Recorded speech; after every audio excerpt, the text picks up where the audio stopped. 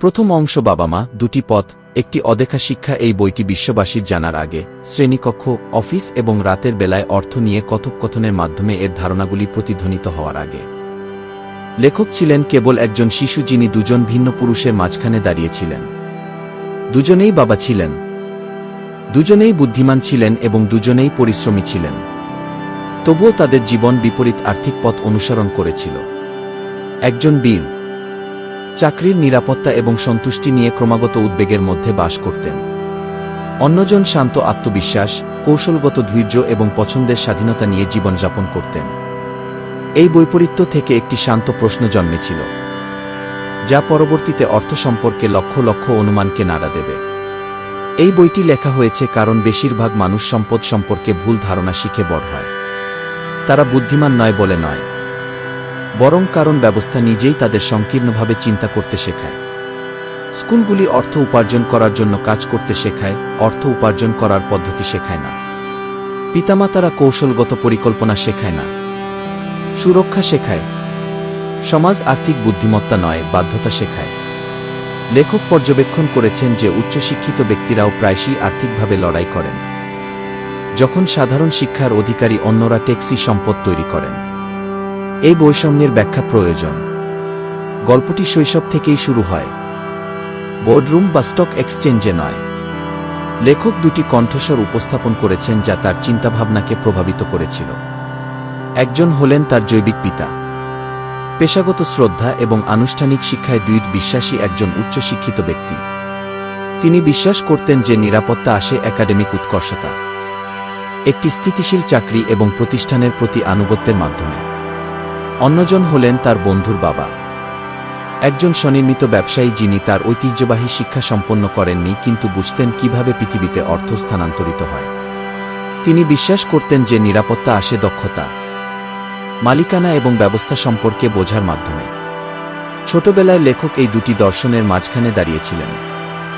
একজন অভিভাবক বলেছিলেন, কঠোর পড়াশোনা করো যাতে তুমি একটি ভালো চাকরি পেতে পারো। অন্যজন প্রশ্ন করেছিলেন, কিভাবে টাকাকে কাজে লাগাতে হয় তা শেখার পরিবর্তে কেন সারা জীবন টাকার জন্য পরিশ্রম করো। একজন ঝুঁকি নেওয়ার বিরুদ্ধে সতর্ক করেছিলেন, অন্যজন তাকে ঝুঁকি কিভাবে পরিচালনা করতে হয় তা শিখিয়েছিলেন। একজন বাড়ির মূল্য দেখেছিলেন, অন্যজন প্রশ্ন করেছিলেন যে এটি আসলে অর্থ উপার্জন করে কিনা। এগুলি কেবল মতামতের পার্থক্য ছিল না, বাস্তবতা কিভাবে ব্যাখ্যা করা হয়েছিল তার মধ্যে পার্থক্য ছিল। লেখক ধীরে ধীরে বুঝতে পেরেছিলেন যে অর্থ কেবল আয় নয়, বরং একটি মানসিকতা। এটি মানুষ কিভাবে সুযোগ উপলব্ধি করে, কিভাবে তারা ভয়ের সাথে মোকাবিলা করে এবং কিভাবে তারা সাফল্যকে সংজ্ঞায়িত করে তা নিয়ে। তিনি লক্ষ্য করেছিলেন যে বেশিরভাগ মানুষ উপার্জন এবং ব্যয়ের চক্রে বাস করে, অর্থের অভাবের দ্বারা নয়, বরং বোঝার অভাবের দ্বারা আটকা পড়ে। তারা তাদের ক্রমবর্ধমান ব্যয়কে উপেক্ষা করে উচ্চ বেতনের পিছনে ছুটছে। তারা ধীরে ধীরে তাদের স্বাধীনতা হারানোর সময় বেতন বৃদ্ধি উদযাপন করছে। তারা আরও বেশি পরিশ্রম করছে, বুদ্ধিমানের সাথে নয়, কারণ তাদের এটাই শেখানো হয়েছে। এই বইটি সেই চক্র ভাঙার জন্য লেখা হয়েছিল। লেখক পর্যবেক্ষণ করেছেন যে বেশিরভাগ আর্থিক সিদ্ধান্তই ভয় এবং আকাঙ্ক্ষার উপর নির্ভর করে। অপর্যাপ্ত তহবিলের ভয় মানুষকে এমন চাকরিতে আঁকড়ে ধরে রাখে যা তারা অপছন্দ করে। অন্যদিকে আরামের আকাঙ্ক্ষা তাদেরকে পুরস্কারের ছদ্মবেশে লীনের দিকে ঠেলে দেয়। সময়ের সাথে সাথে এই আবেগগুলি অভ্যাসে পরিণত হয় এবং অভ্যাসগুলি ভাগ্য গঠন করে। দুঃখজনকভাবে বেশিরভাগ মানুষ কয়েক দশক পরে বুঝতে পারে যে তারা এই চক্রে আটকা পড়েছে। তারা বিশ্বাস করে যে সমস্যাটি অপর্যাপ্ত আয়ের মধ্যে নিহিত, যখন আসল সমস্যাটি কেবল অন্য সকলের মতো চিন্তাভাবনা। এই বইয়ের মূলে একটি সহজ কিন্তু অস্থির সত্য নিহিত আছে। সম্পদ তারাই তৈরি করে যারা ভিন্নভাবে কাজ করার আগে ভিন্নভাবে চিন্তা করে। লেখক কঠোর পরিশ্রমের সমালোচনা করেন না, বরং অন্ধ পরিশ্রমকে চ্যালেঞ্জ করেন। তিনি শিক্ষার মূল্য অস্বীকার করেন না, বরং আর্থিক বাস্তবতা উপেক্ষা করে এমন শিক্ষাকে প্রশ্নবিদ্ধ করেন। তিনি চাকরির সমালোচনা করেন না, বরং অনির্দিষ্টকালের জন্য তাদের উপর নির্ভর করার বিরুদ্ধে সতর্ক করেন। লেখকের পর্যবেক্ষণ গভীরভাবে মানবিক। তিনি আর্থিক চাপের কারণে ক্লান্ত প্রতিভাবান ব্যক্তিদের, আর্থিক বিরোধের কারণে ভেঙে পড়া পরিবারগুলিকে এবং দেরিতে অবসর নিতে বাধ্য হওয়া মেধাবী পেশাদারদের ক্লান্ত এবং এখনও উদ্বিগ্ন দেখেছেন। তিনি আরও দেখেছেন কার্যক্রমে কম শিক্ষিত অন্যদের নমনীয়তা, সময় এবং পছন্দের স্বাধীনতার সাথে জীবনযাপন করছেন। পার্থক্যটি ভাগ্যের ছিল না, বুদ্ধিমত্তারও ছিল না, এটি ছিল আর্থিক সাক্ষরতার ফসল, তা তাড়াতাড়ি বা পরে, কষ্টের পরে অর্জিত হোক। এই বইটি এমন একটি সমস্যার সমাধান করে যা প্রত্যেকের জীবনকে স্পর্শ করে, প্রচেষ্টা এবং ফলাফলের মধ্যে ব্যবধান। কেন কিছু মানুষ সারা জীবন পরিশ্রম করেও সংগ্রাম করে, আবার কেউ কেউ প্রথম থেকেই এই সংগ্রাম থেকে বেরিয়ে আসে বলে মনে হয়? কেন উচ্চ আয় প্রায়শই বেশি আরামের চেয়ে বেশি চাপ নিয়ে আসে? কেন মানুষ টাকা নিয়ে কথা বলতে ভয় পায়, তবুও এটি তাদের প্রতিদিন নিয়ন্ত্রণ করে? লেখক দ্রুত ধনসম্পদের প্রতিশ্রুতি দেন না, বরং স্পষ্টতার প্রতিশ্রুতি দেন। তিনি শ্রোতাদের নতুন বিশ্বাস গ্রহণ করার আগে কিছু বিশ্বাস ত্যাগ করার জন্য আমন্ত্রণ জানান। তিনি তাদের এমন বিবৃতি নিয়ে প্রশ্ন তুলতে বলেন যা আপাত দৃষ্টিতে দায়ী বলে মনে হয়, কিন্তু প্রকৃতপক্ষে বৃদ্ধির পথে বাধা হয়ে দাঁড়ায়। তিনি তাদের পর্যবেক্ষণ করতে উৎসাহিত করেন যে ভাষা কিভাবে বাস্তবতাকে রূপ দেয় এবং কি আমি এটি বহন করতে পারি না কি এর মতো বাক্যাংশ কিভাবে চিন্তাভাবনা বন্ধ করে দেয়। অন্যদিকে আরও ভালো প্রশ্ন নতুন দিগন্ত উন্মোচন করে। এটি কেবল অর্থ সম্পর্কে একটি বই নয়, এটি স্বাধীনতা, পছন্দ সম্পর্কে, দায়িত্ব সম্পর্কে, এমন একটি পৃথিবীতে স্বাধীনভাবে চিন্তা করার সাহস সম্পর্কে একটি বই যা সঙ্গতিপূর্ণতার পুরস্কার দেয়। পিতামাতারা সকলের জন্য দুটি পথ উপলব্ধ প্রতিনিধিত্ব করেন, একটি যা নিরাপদ বলে মনে হয় কিন্তু নির্ভরতার দিকে নিয়ে যায়, এবং একটি যা অস্বস্তিকর বলে মনে হয় কিন্তু নিয়ন্ত্রণের দিকে নিয়ে যায়।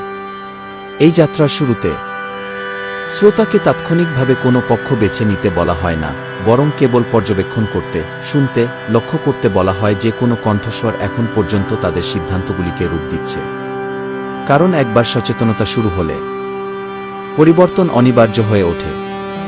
একবার যখন তুমি টাকার জন্য কাজ করা এবং টাকা কিভাবে কাজ করে তা শেখার মধ্যে পার্থক্য বুঝতে পারবে, তখন তুমি আর কখনো আগের মতো পৃথিবী দেখতে পারবে না। দ্বিতীয় অংশ অর্থ এবং মানুষকে নিয়ন্ত্রণ করে এমন লুকানো নিয়ম গল্পটি যত এগিয়ে চলেছে। লেখক শৈশবের স্মৃতি থেকে দূরে সরে যান এবং আর্থিক জীবনকে নিয়ন্ত্রণকারী লুকানো কাঠামো উন্মোচন করতে শুরু করেন। এখানে বইটি আর বাবা মায়ের গল্প নয়, বরং পাঠকের বিশ্বাসকে প্রতিফলিত করে এমন একটি আয়নাতে পরিণত হয়েছে। লেখক স্পষ্ট করে বলেন যে অর্থ নিজেই জটিল নয়, বরং জটিলতা নিহিত রয়েছে মানুষের এর প্রতি আবেগগত এবং মানসিক সংযুক্তির মধ্যে। ছোটবেলা থেকেই বেশিরভাগ মানুষকে একটি সহজ সমীকরণ অনুসরণ করতে শেখানো হয়: স্কুলে যাওয়া, ভালো নম্বর পাওয়া, একটি স্থিতিশীল চাকরি খুঁজে বের করা, কঠোর পরিশ্রম করা, কিছুটা সঞ্চয় করা এবং আশা করা যে সবকিছু ঠিকঠাক হয়ে যাবে। এই সমীকরণটি এত ঘন ঘন পুনরাবৃত্তি করা হয় যে এটি প্রায় অদৃশ্য হয়ে যায়। লোকেরা এটি নিয়ে প্রশ্ন তোলা বন্ধ করে দেয় এবং ধরে নেয় যে এটি একটি পরম সত্য। কিন্তু লেখক প্রকাশ করেছেন যে এই সমীকরণটি একটি ভিন্ন যুগের জন্য তৈরি করা হয়েছিল, যেখানে পেনশন নিশ্চিত করা হয়েছিল, চাকরি কয়েক দশক ধরে স্থায়ী হয়েছিল এবং মুদ্রাস্ফীতি নির্বে সঞ্চয় গ্রাস করেনি। পৃথিবী বদলেছে, কিন্তু মানসিকতা বদলেনি। এই অংশটি অর্থের জন্য কাজ করা এবং অর্থকে আপনার জন্য কাজ করে তোলার মধ্যে পার্থক্যের উপর আলোকপাত করে। লেখকের মতে, বেশিরভাগ মানুষ অর্থের প্রতিক্রিয়ায় তাদের জীবনযাপন করে। যখন তারা হুমকি বোধ করে, তখন তারা আরও কঠোর পরিশ্রম করে। যখন তারা বেশি উপার্জন করে, তখন তারা আরও ব্যয় করে। যখন ব্যয় বৃদ্ধি পায়, তখন তারা উচ্চ বেতনের জন্য প্রচেষ্টা করে। এই চক্রটি ধীরে ধীরে নির্ভরতা বৃদ্ধির সাথে সাথে অগ্রগতির মায়া তৈরি করে। লেখক এই ধরনটিকে কি অন্তহীন জাতি কি বলেছেন, কারণ স্বাধীনতা স্থির থাকা সত্ত্বেও প্রচেষ্টা বৃদ্ধি পায়। তিনি ব্যাখ্যা করেন যে ভয় হল প্রথম ফাঁদ, বিল পরিশোধ না করার ভয়, ব্যর্থতা প্রকাশের ভয়, ভুল করার ভয়। এই ভয় মানুষকে নিরাপদ, আপাত দৃষ্টিতে দায়িত্বশীল সিদ্ধান্তের দিকে ঠেলে দেয় যা শেষ পর্যন্ত তাদের বৃদ্ধিকে সীমাবদ্ধ করে। ভয় একবার দখল করে নিলে আকাঙ্ক্ষা দখল করে। আরাম, মর্যাদা এবং পুরস্কারের আকাঙ্ক্ষা মানুষকে ঋণ নিতে বাধ্য করে। বাড়িগুলি আর্থিক সম্পদের পরিবর্তে সাফল্যের প্রতীক হয়ে ওঠে। গাড়িগুলি কৌশলগত ক্রয়ের পরিবর্তে আবেগগত ক্রয়ে পরিণত হয়। সময়ের সাথে সাথে আয় বৃদ্ধি পায়, ব্যয় আরও দ্রুত হারে বৃদ্ধি পায় এবং স্বাধীনতা আরও বেশি করে হ্রাস পায়। লেখক সম্পদ এবং দায়কে এমনভাবে পুনর্নির্ধারণ করে চিন্তাভাবনায় এক আমূল পরিবর্তন এনেছেন যা প্রথম নজরে বিভ্রান্তিকর মনে হতে পারে। ঐতিহ্যবাহী সংজ্ঞার উপর নির্ভর না করে তিনি নগদ প্রবাহের উপর ভিত্তি করে এগুলিকে পুনর্বিন্যাস করেছেন। সম্পদ হল এমন একটি জিনিস যা ধারাবাহিকভাবে অর্থ উৎপন্ন করে। অন্যদিকে দায় হল এমন একটি জিনিস যা আপনার কাছ থেকে অর্থ নিষ্কাশন করে। এই সহজ দৃষ্টিভঙ্গি সবকিছু বদলে দেয়া। হঠাৎ করেই সমাজে পালিত অনেক জিনিসকে ভিন্নভাবে দেখা শুরু হয়। মালিকানা এখন আর গর্বের বিষয় নয়, বরং অর্থের চলাচলের বিষয়। এই ধারণার মাধ্যমে লেখক শ্রোতাদের বুঝতে চান যে সম্পদ গড়ে ওঠে একজন ব্যক্তি যা জমা করে তার উপার্জনের উপর নয়। আয় অস্থায়ী, যখন সম্পদ স্থায়ী। একটি চাকরি অদৃশ্য হয়ে যেতে পারে, কিন্তু একটি আয় উৎপাদনকারী ব্যবস্থা টিকে থাকতে পারে। তিনি ব্যাখ্যা করেন যে ধনী ব্যক্তিরা আয় উৎপাদনকারী ব্যবস্থা তৈরি এবং অর্জনের উপর মনোনিবেশ করেন, যখন বেশিরভাগ মানুষ উচ্চ বেতন অর্জনের উপর মনোনিবেশ করেন। একটি পথ সমৃদ্ধির দিকে নিয়ে যায়, অন্যটি ক্লান্তির দিকে। এই বইয়ে আলোচিত আরেকটি মূল ধারণা হল আর্থিক বুদ্ধিমত্তা। লেখক যুক্তি দেন যে অর্থ জ্ঞানকে পুরস্কৃত করে, প্রচেষ্টাকে নয়। যারা হিসাবরক্ষণ, বিনিয়োগ, বাজার এবং আইন বোঝেন তারা প্রতারণার মাধ্যমে সুবিধা অর্জন করেন না, বরং তারা এমন সুযোগ দেখতে পান যা অন্যরা মিস করে। আর্থিক বুদ্ধিমত্তা ব্যক্তিদের ঝুঁকিগুলি অন্ধভাবে এড়িয়ে যাওয়ার পরিবর্তে মূল্যায়ন করতে সক্ষম করে এবং এটি ভুলগুলিকে শিক্ষায় পরিণত করে, বিপর্যয়ে নয়। এই বুদ্ধিমত্তা ছাড়া উচ্চ আয়ও অনিশ্চিত হয়ে পড়ে। লেখক ভুল বিপজ্জনক এই সাধারণ বিশ্বাসকেও চ্যালেঞ্জ করেছেন, ব্যাখ্যা করে যে ভুল করার ভয় মানুষকে আর্থিকভাবে দুর্বল করে তোলে। বাস্তবে শেখার প্রক্রিয়া পরিচালিত ব্যর্থতার মাধ্যমেই ঘটে। আর্থিকভাবে সফল ব্যক্তিরা হলেন তারা নন যারা ভুল এড়িয়ে যান, বরং তারাই যারা ভুল থেকে দ্রুত শেখেন। এর জন্য প্রয়োজন মানসিক শৃঙ্খলা, নম্রতা এবং দীর্ঘমেয়াদে জ্ঞান অর্জনের জন্য স্বল্পমেয়াদে বোকা দেখানোর ইচ্ছা। কর এবং মুদ্রাস্ফীতিকে শত্রু হিসেবে উপস্থাপন করা হয় না, বরং বাস্তবতা হিসেবে উপস্থাপন করা হয় যা অজ্ঞতার শাস্তি দেয়। লেখক উল্লেখ করেছেন যে যারা সম্পূর্ণরূপে মজুরির উপর নির্ভরশীল তাদের প্রথমে কর ধার্য করা হয় এবং যা অবশিষ্ট থাকে তা ব্যয় করে। অন্যদিকে যারা সিস্টেম বোঝে তারা প্রায়শই উপার্জন করে এবং বিনিয়োগ করে এবং পরে কর ধার্য করা হয়। এটি একটি নৈতিক বিচার হিসাবে নয়, বরং একটি কাঠামোগত বাস্তবতা হিসাবে উপস্থাপন করা হয়েছে। নিয়মগুলি বোঝা একজনকে আরও কার্যকরভাবে খেলা খেলতে সাহায্য করে। লেখক প্রক্রিয়ার চেয়ে মানসিকতার গুরুত্বের উপরও জোর দিয়েছেন। একটি শক্তিশালী বৌদ্ধিক ভিত্তি ছাড়া কৌশলগুলি ব্যর্থ হয়। মানুষ বিনিয়োগ সম্পর্কে শিখতে পারে, কিন্তু ভয় তাদের কাজ করতে বাধা দেয়। তারা আরও বেশি উপার্জন করতে পারে, কিন্তু অভ্যাস তাদের সঞ্চয় করতে বাধা দেয়। তারা স্বাধীনতা কামনা করতে পারে, কিন্তু আরাম তাদের যেখানে আছে সেখানে রাখে। এই কারণে আর্থিক সাক্ষরতা কৌশল দিয়ে নয়, চিন্তাভাবনা দিয়ে শুরু করা উচিত। এই অংশে শ্রোতাদের তাদের প্রতিক্রিয়া পর্যবেক্ষণ করার জন্য আমন্ত্রণ জানানো হয়। কোনো চিন্তাভাবনা তাদের অস্বস্তিকর করে তোলে, কোনো বিশ্বাসগুলি তাদের জন্য হুমকিস্বরূপ বোধ করে। লেখক পরামর্শ দেন যে অস্বস্তি প্রায়শই একটি লক্ষণ যে একটি পুরানো বিশ্বাসকে চ্যালেঞ্জ করা হচ্ছে। এখান থেকেই বৃদ্ধি শুরু হয়। লক্ষ্য হল অতীতে আমরা যা শিখেছি তা প্রত্যাখ্যান করা নয়, বরং এটিকে এমন একটি বিশ্বের সাথে মানিয়ে নেওয়া যেখানে কেবল আনুগত্য আর পুরস্কৃত হয় না। এই অংশের শেষে শ্রোতা বুঝতে পারবেন যে অর্থ লক্ষ্য নয়, বরং নিয়ন্ত্রণ, সময় এবং পছন্দ। অর্থ কেবল একটি হাতিয়ার যা যেকোনো পূর্ববিদ্যমান চিন্তাভাবনাকে প্রশস্ত করে। অজ্ঞানভাবে এটি ভয়কে প্রশস্ত করে, শিক্ষার মাধ্যমে এটি স্বাধীনতাকে প্রশস্ত করে। লেখক আলতো করে আরও গভীর রূপান্তরের পথ প্রশস্ত করেছেন। তিনি এখনও শ্রোতাদের কি করতে হবে তা বলেননি, বরং লুকানো নিয়মগুলি কিভাবে কাজ করে তা ব্যাখ্যা করেছেন। একবার এই নিয়মগুলি বোঝা গেলে তারা অন্ধভাবে নিয়ন্ত্রণ করার ক্ষমতা হারিয়ে ফেলে। এখান থেকে যাত্রাটি অর্থ সম্পর্কে কম এবং শ্রোতা কে হতে চায় তা আয়ত্ত করার জন্য তা নিয়ে বেশি হয়ে ওঠে। তৃতীয় অংশ অন্যদের কথা মেনে চলার সময় চিন্তা করতে শিখুন। এই অংশে লেখক ধারণা থেকে জীবন্ত অভিজ্ঞতার দিকে এগিয়ে যান।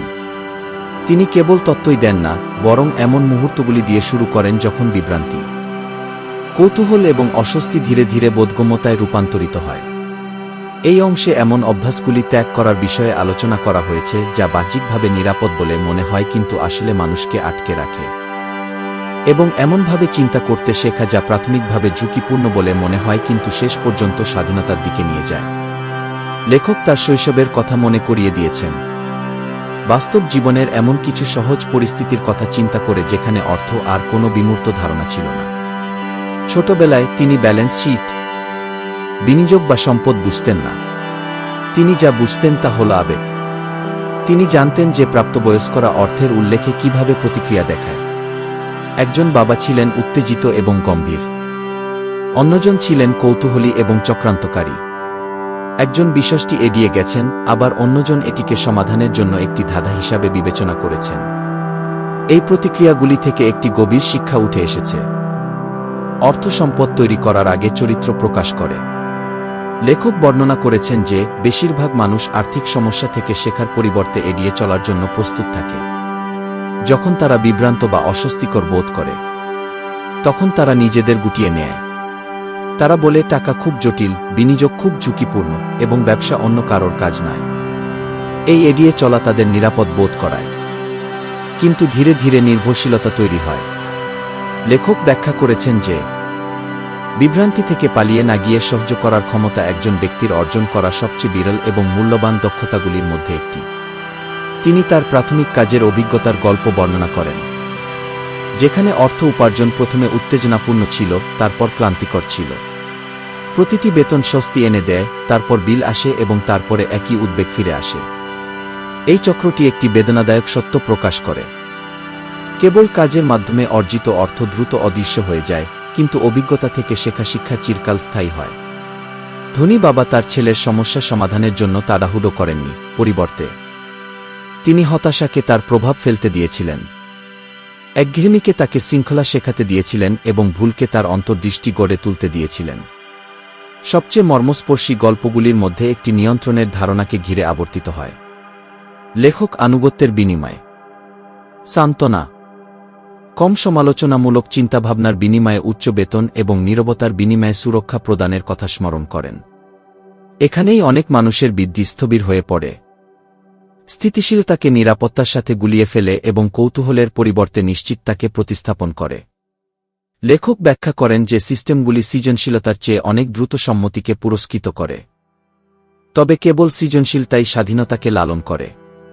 বিপরীতে ধনী বাবা আরও ভালো উত্তর খোঁজার পরিবর্তে আরও গভীর প্রশ্ন জিজ্ঞাসা করতে উৎসাহিত করেছিলেন। প্রশ্নটি আর আমি কত আয় করব ছিল না, বরং কি আমি কি শিখব ছিল না। প্রশ্নটি আর ছিল এটা কি নিরাপদ নয়, বরং এটা আমাকে কি শেখাবে। এই প্রশ্নগুলি ধীরে ধীরে লেখকের সুযোগ মূল্যায়নের পদ্ধতিকে নতুন রূপ দিয়েছে। চাকরি আর কেবল আয়ের উৎস ছিল না, বরং শ্রেণীকক্ষ ছিল।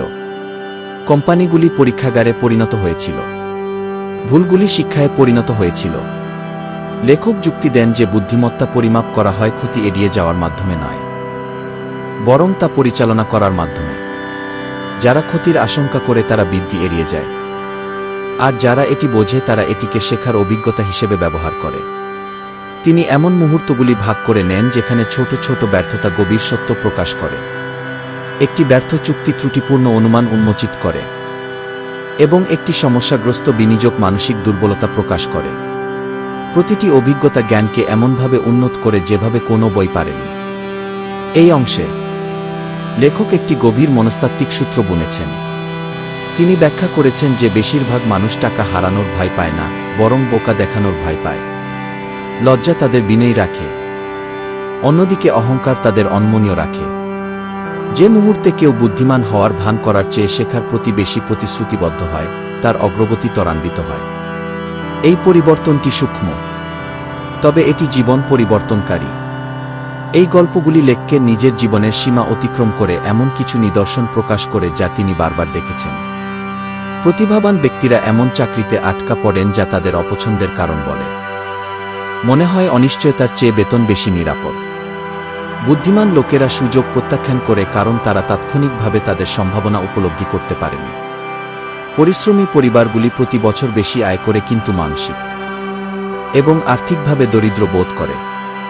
এই গল্পগুলি বিচার করার জন্য নয়, বরং এই ফাঁদ কতটা সাধারণ তা প্রদর্শন করার জন্য।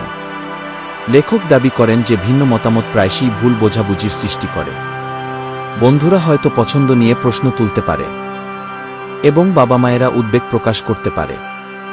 সমাজ প্রত্যাশিত পথগুলিকে পুরস্কৃত করে এবং তাদের থেকে বিচ্যুতিকে শাস্তি দেয়। এই চাপ শক্তিশালী এবং বেশিরভাগ মানুষ নির্বে এর কাছে নতি স্বীকার করে। লেখক ব্যাখ্যা করেন যে স্বাধীনতা সর্বদা একাকিত্ব দিয়ে শুরু হয় এবং এটি স্বাধীনতায় পরিণত হওয়ার আগে কেউ যেন একা দাঁড়িয়ে আছে বলে মনে হয়।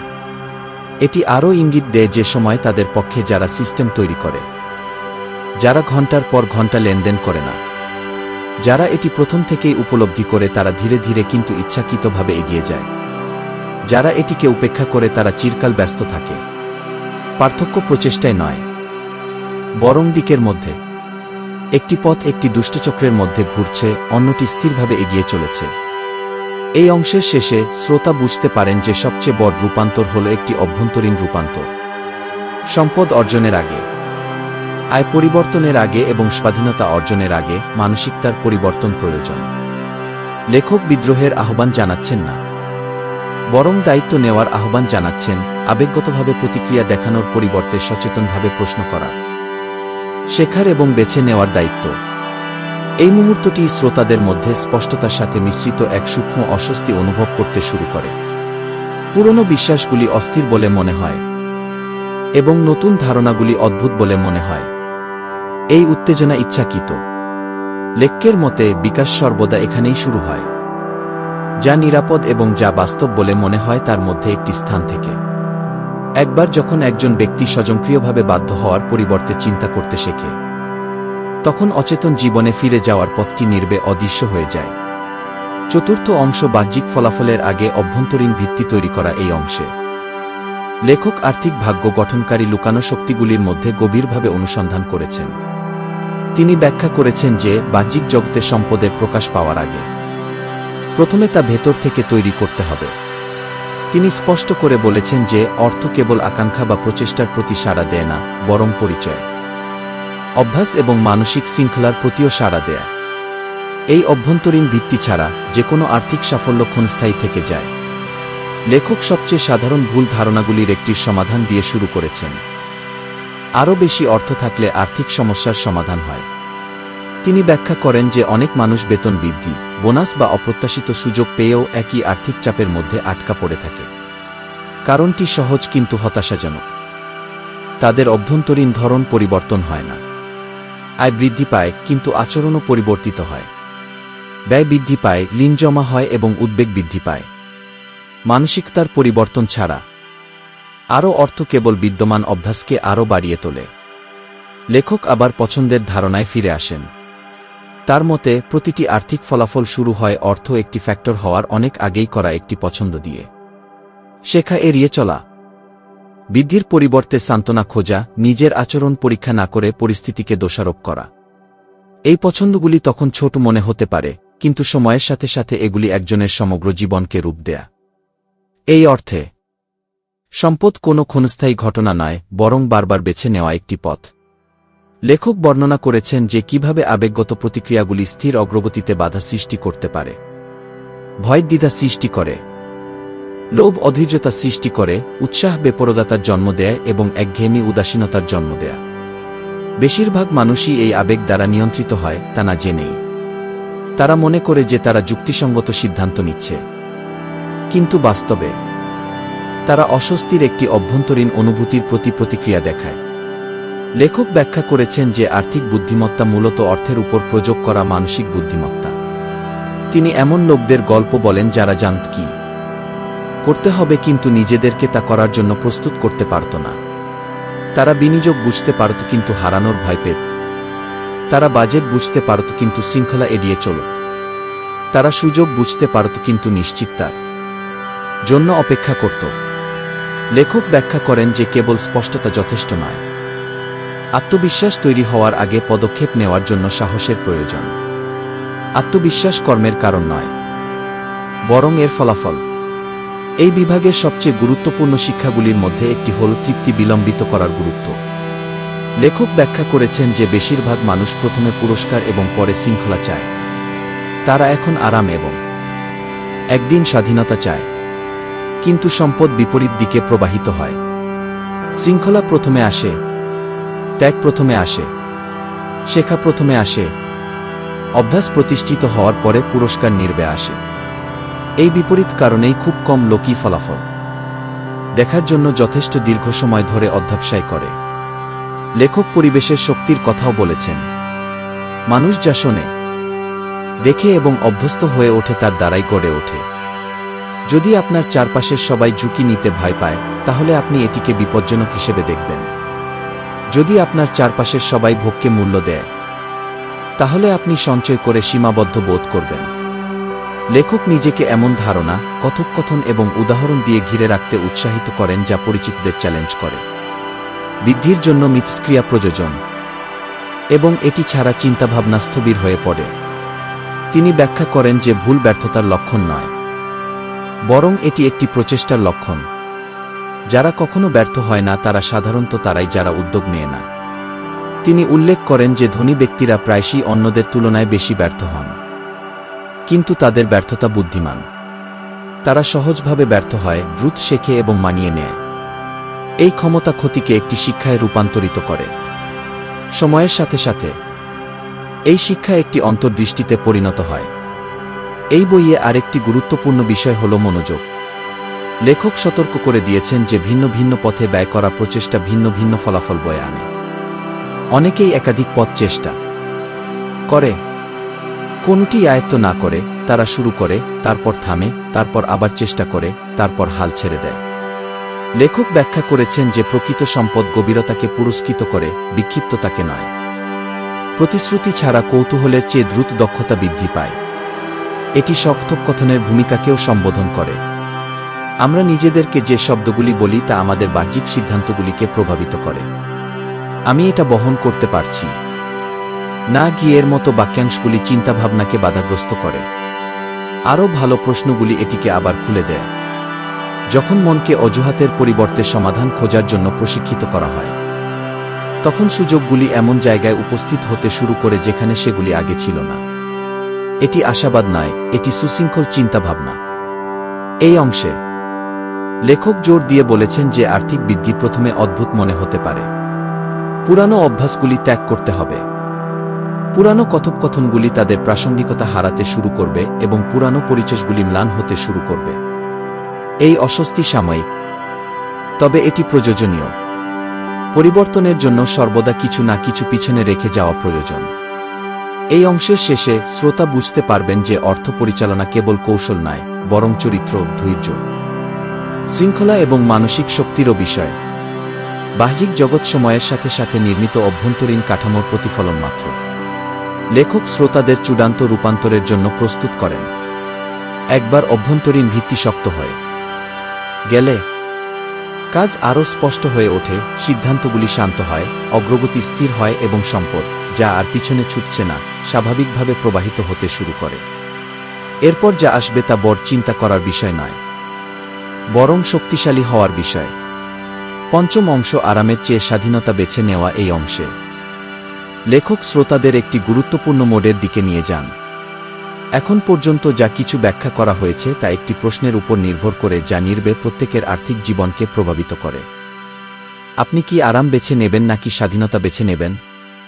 তিনি ব্যাখ্যা করেন যে বেশিরভাগ মানুষ বিশ্বাস করেন যে এই দুটি জিনিস একই, কিন্তু বাস্তবে তারা বিপরীত দিকে যায়। আরাম এখন আরামদায়ক বোধ করে, যখন স্বাধীনতা এখন অনিশ্চিত বোধ করে। কিন্তু পরে এটি একটি মহান শক্তিতে পরিণত হয়। লেখক ব্যাখ্যা করেছেন যে আরাম প্রলোভন সংকুল কারণ এটি দায়িত্বের আড়ালে লুকিয়ে থাকে। একটি স্থিতিশীল আয় নিরাপত্তার অনুভূতি প্রদান করে, পূর্বাভাসযোগ্য রুটিন পরিপক্কতার ইঙ্গিত দেয় এবং ঝুঁকি এড়িয়ে চলা বুদ্ধিমানের কাজ বলে মনে হয়। কিন্তু এই আপাত স্থিতিশীলতার আড়ালে লুকিয়ে থাকে নির্ভরশীলতা।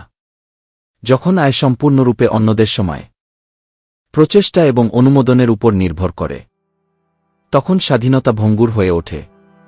অন্য কোথাও নেওয়া একটি সিদ্ধান্ত বছরের পর বছর কঠোর পরিশ্রমকে নষ্ট করে দিতে পারে। লেখক শ্রোতাকে বুঝতে চান যে প্রকৃত নিরাপত্তা ঝুঁকি এড়ানো থেকে নয়, বরং নির্ভরতা হ্রাস করার মাধ্যমে আসে। লেখক মালিকানার ধারণায় ফিরে এসেছেন। কর্মচারীরা তাদের সময়ের বিনিময়ে অর্থের বিনিময় করেন। অন্যদিকে মালিকরা এমন ব্যবস্থা তৈরি করেন যা কোম্পানি ছেড়ে যাওয়ার পরেও টিকে থাকে। এই পার্থক্যটি চাকরির পদবি নিয়ে নয়, বরং মানসিকতার উপর নির্ভর করে। একজন কর্মচারী হতে পারেন এবং সম্পদ অর্জন, দক্ষতা বিকাশ এবং তাদের প্রাথমিক চাকরির বাইরে প্রভাব তৈরি করে মালিকের মতো চিন্তা করতে পারেন। লেখক জোর দিয়ে বলেছেন যে এই যাত্রায় আবেগপ্রবণভাবে চাকরি ছেড়ে দেওয়ার প্রয়োজন নেই, বরং আবেগগতভাবে প্রতিক্রিয়া দেখানোর পরিবর্তে বুদ্ধিমানের সাথে ব্যবহার করতে হবে। এই বিভাগের সবচেয়ে গুরুত্বপূর্ণ ধারণাগুলির মধ্যে একটি হল প্রথমে আত্মসঞ্চয়ের ধারণা। লেখক এই ধারণাটিকে বাজেট তৈরির কৌশল হিসেবে নয়, বরং পরিচয় ঘোষণা হিসেবে পুনর্বিন্যাস করেছেন। যখন একজন ব্যক্তি ধারাবাহিকভাবে ব্যয়ের আগে সম্পদের জন্য তাদের সম্পদ বরাদ্দ করেন, তখন তারা দীর্ঘমেয়াদী চিন্তাভাবনার ইঙ্গিত দেন। দীর্ঘমেয়াদী চাপ স্বল্পমেয়াদী বিরক্তির পরিবর্তে আসে। সময়ের সাথে সাথে শৃঙ্খলা একটি অভ্যাসে পরিণত হয় এবং অভ্যাস স্বাধীনতায় পরিণত হয়। তিনি আরও ব্যাখ্যা করেন যে চাপ কিভাবে শত্রু নয়, শিক্ষক হতে পারে। যখন প্রথমে প্রবৃদ্ধির জন্য তহবিল বরাদ্দ করা হয়, তখন সৃজনশীলতা আবির্ভূত হতে বাধ্য হয়। মানুষ এমন সমাধান খুঁজে পায় যা তারা অন্যথায় খুঁজত না। নতুন দক্ষতা বিকশিত হয় এবং সুযোগগুলি আবিষ্কৃত হয়। লেখক স্পষ্ট করে বলেন যে অনেক সাফল্য পরিস্থিতি নিখুঁত থাকার কারণে ঘটে না, বরং চাপের কারণে উদ্ভাবনের প্রয়োজন হয়। লেখক সরাসরি ভয়কে সম্বোধন করেছেন, অর্থ হারানোর ভয়, সমালোচনার ভয় এবং ব্যর্থতার ভয়। তিনি ব্যাখ্যা করেছেন যে ভয় কোনো কাজের আগে অদৃশ্য হয় না, বরং বারবার প্রকাশ পেলে তা কমে যায়। যারা সাহসী হওয়ার জন্য অপেক্ষা করে তারা কখনো কাজ করে না। অন্যদিকে যারা সাবধানে, ভীতভাবে এগিয়ে যায় তারা প্রতিটি পদক্ষেপে আরও শক্তিশালী হয়। তিনি স্পষ্ট করে বলেন যে সাহস হল ভয়ের অনুপস্থিতি নয়, বরং এর উপস্থিতি সত্ত্বেও এগিয়ে যাওয়ার সিদ্ধান্ত। এই অংশে অতিরিক্ত জীবনযাত্রার জাঁকজমকের বিপদগুলিও তুলে ধরা হয়েছে। আয় বাড়ার সাথে সাথে প্রলোভনগুলিও বৃদ্ধি পায়। নতুন বিলাসিতা প্রাপ্ত বলে মনে হয় এবং পুরস্কার ন্যায্য বলে মনে হয়, কিন্তু প্রতিটি অতিরিক্ত ব্যয় অন্যদের উপর নির্ভরতা বৃদ্ধি করে। লেখক পাঠককে দৃশ্যমান পুরস্কার স্থগিত রাখতে এবং অদৃশ্য অগ্রগতিকে অগ্রাধিকার দেওয়ার জন্য অনুরোধ করেছেন। সম্পদ দৃশ্যমান হওয়ার আগেই নীরবে বৃদ্ধি পায়। যারা এটি বোঝেন তারা সাফল্যকে দৃঢ়ভাবে প্রতিষ্ঠিত হওয়ার আগে জাহির করার তাগিদকে প্রতিরোধ করেন। লেখক এমন মানুষের গল্প বলেছেন যারা একই সময়ে বিভিন্ন পথ বেছে নিয়েছিল। একজন বড় বাড়ি এবং দীর্ঘ কর্মঘণ্টা বেছে নিয়েছিল, অন্যজন সাদাসিধে জীবনযাপন এবং সম্পদ তৈরির পথ বেছে নিয়েছিল। বহু বছর পরে তাদের জীবন সম্পূর্ণ ভিন্ন দেখাচ্ছিল। একজনের উপর বাধ্যবাধকতার বোঝা চাপা পড়েছিল, অন্যজনের হাতে বিকল্প ছিল। পার্থক্য ছিল আয়ের মধ্যে নয়, বরং পছন্দের মধ্যে। তিনি আরও ব্যাখ্যা করেন যে আর্থিক স্বাধীনতার অর্থ অলসতা নয়, বরং আমরা যা করি তা বেছে নেওয়া। এর অর্থ হল আমরা চাই বলে কাজ করা, বাধ্য হওয়ার কারণে নয়। এই পার্থক্য প্রচেষ্টার প্রতি আমাদের দৃষ্টিভঙ্গি পরিবর্তন করে, কাজ উদ্দেশ্যমূলক হয়ে ওঠে। সময় পরিকল্পনা করা হয় এবং পছন্দগুলি প্রসারিত হওয়ার কারণে চাপ হ্রাস পায়। এই অংশ জুড়ে লেখক শ্রোতাদের মনে করিয়ে দিয়েছেন যে কেউ তাদের আর্থিক উদ্ধারে আসবে না। সরকার পরিবর্তন হয়, কোম্পানিগুলি পুনর্গঠন করে এবং অর্থনীতির ওঠানামা হয়। শেষ পর্যন্ত দায়িত্ব ব্যক্তির উপর বর্তায়। লক্ষ্য ভয় জাগানো নয়, বরং ক্ষমতায়ন করা। দায়িত্ব গ্রহণের পরে নিয়ন্ত্রণ ফিরে আসতে শুরু করে। এই অংশের শেষে শ্রোতা বুঝতে পারবেন যে সম্পদ লাফিয়ে লাফিয়ে তৈরি হয় না, বরং মূল্যবোধ এবং কর্মের মধ্যে একটি ধ্রুবক সমন্বয়ের মাধ্যমে তৈরি হয়।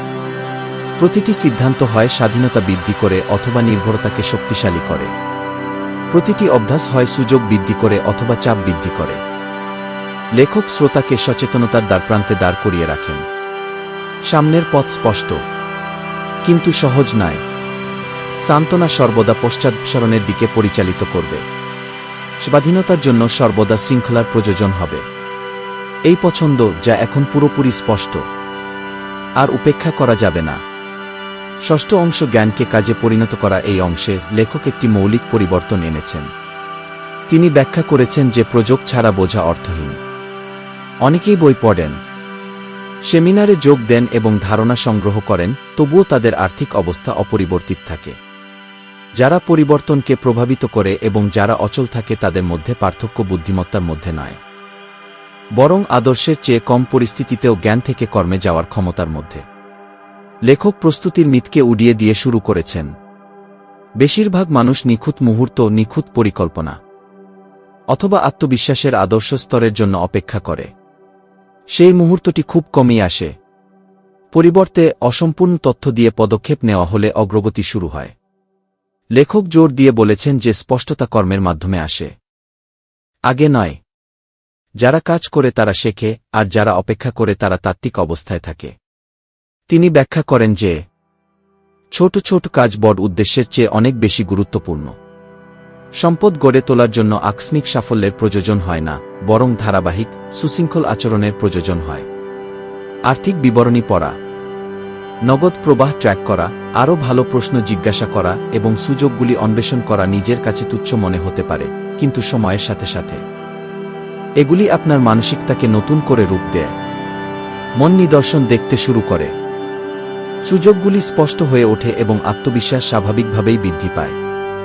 লেখক সম্পূর্ণরূপে সক্ষম বোধ করার আগে শুরু করার গুরুত্ব তুলে ধরেছেন।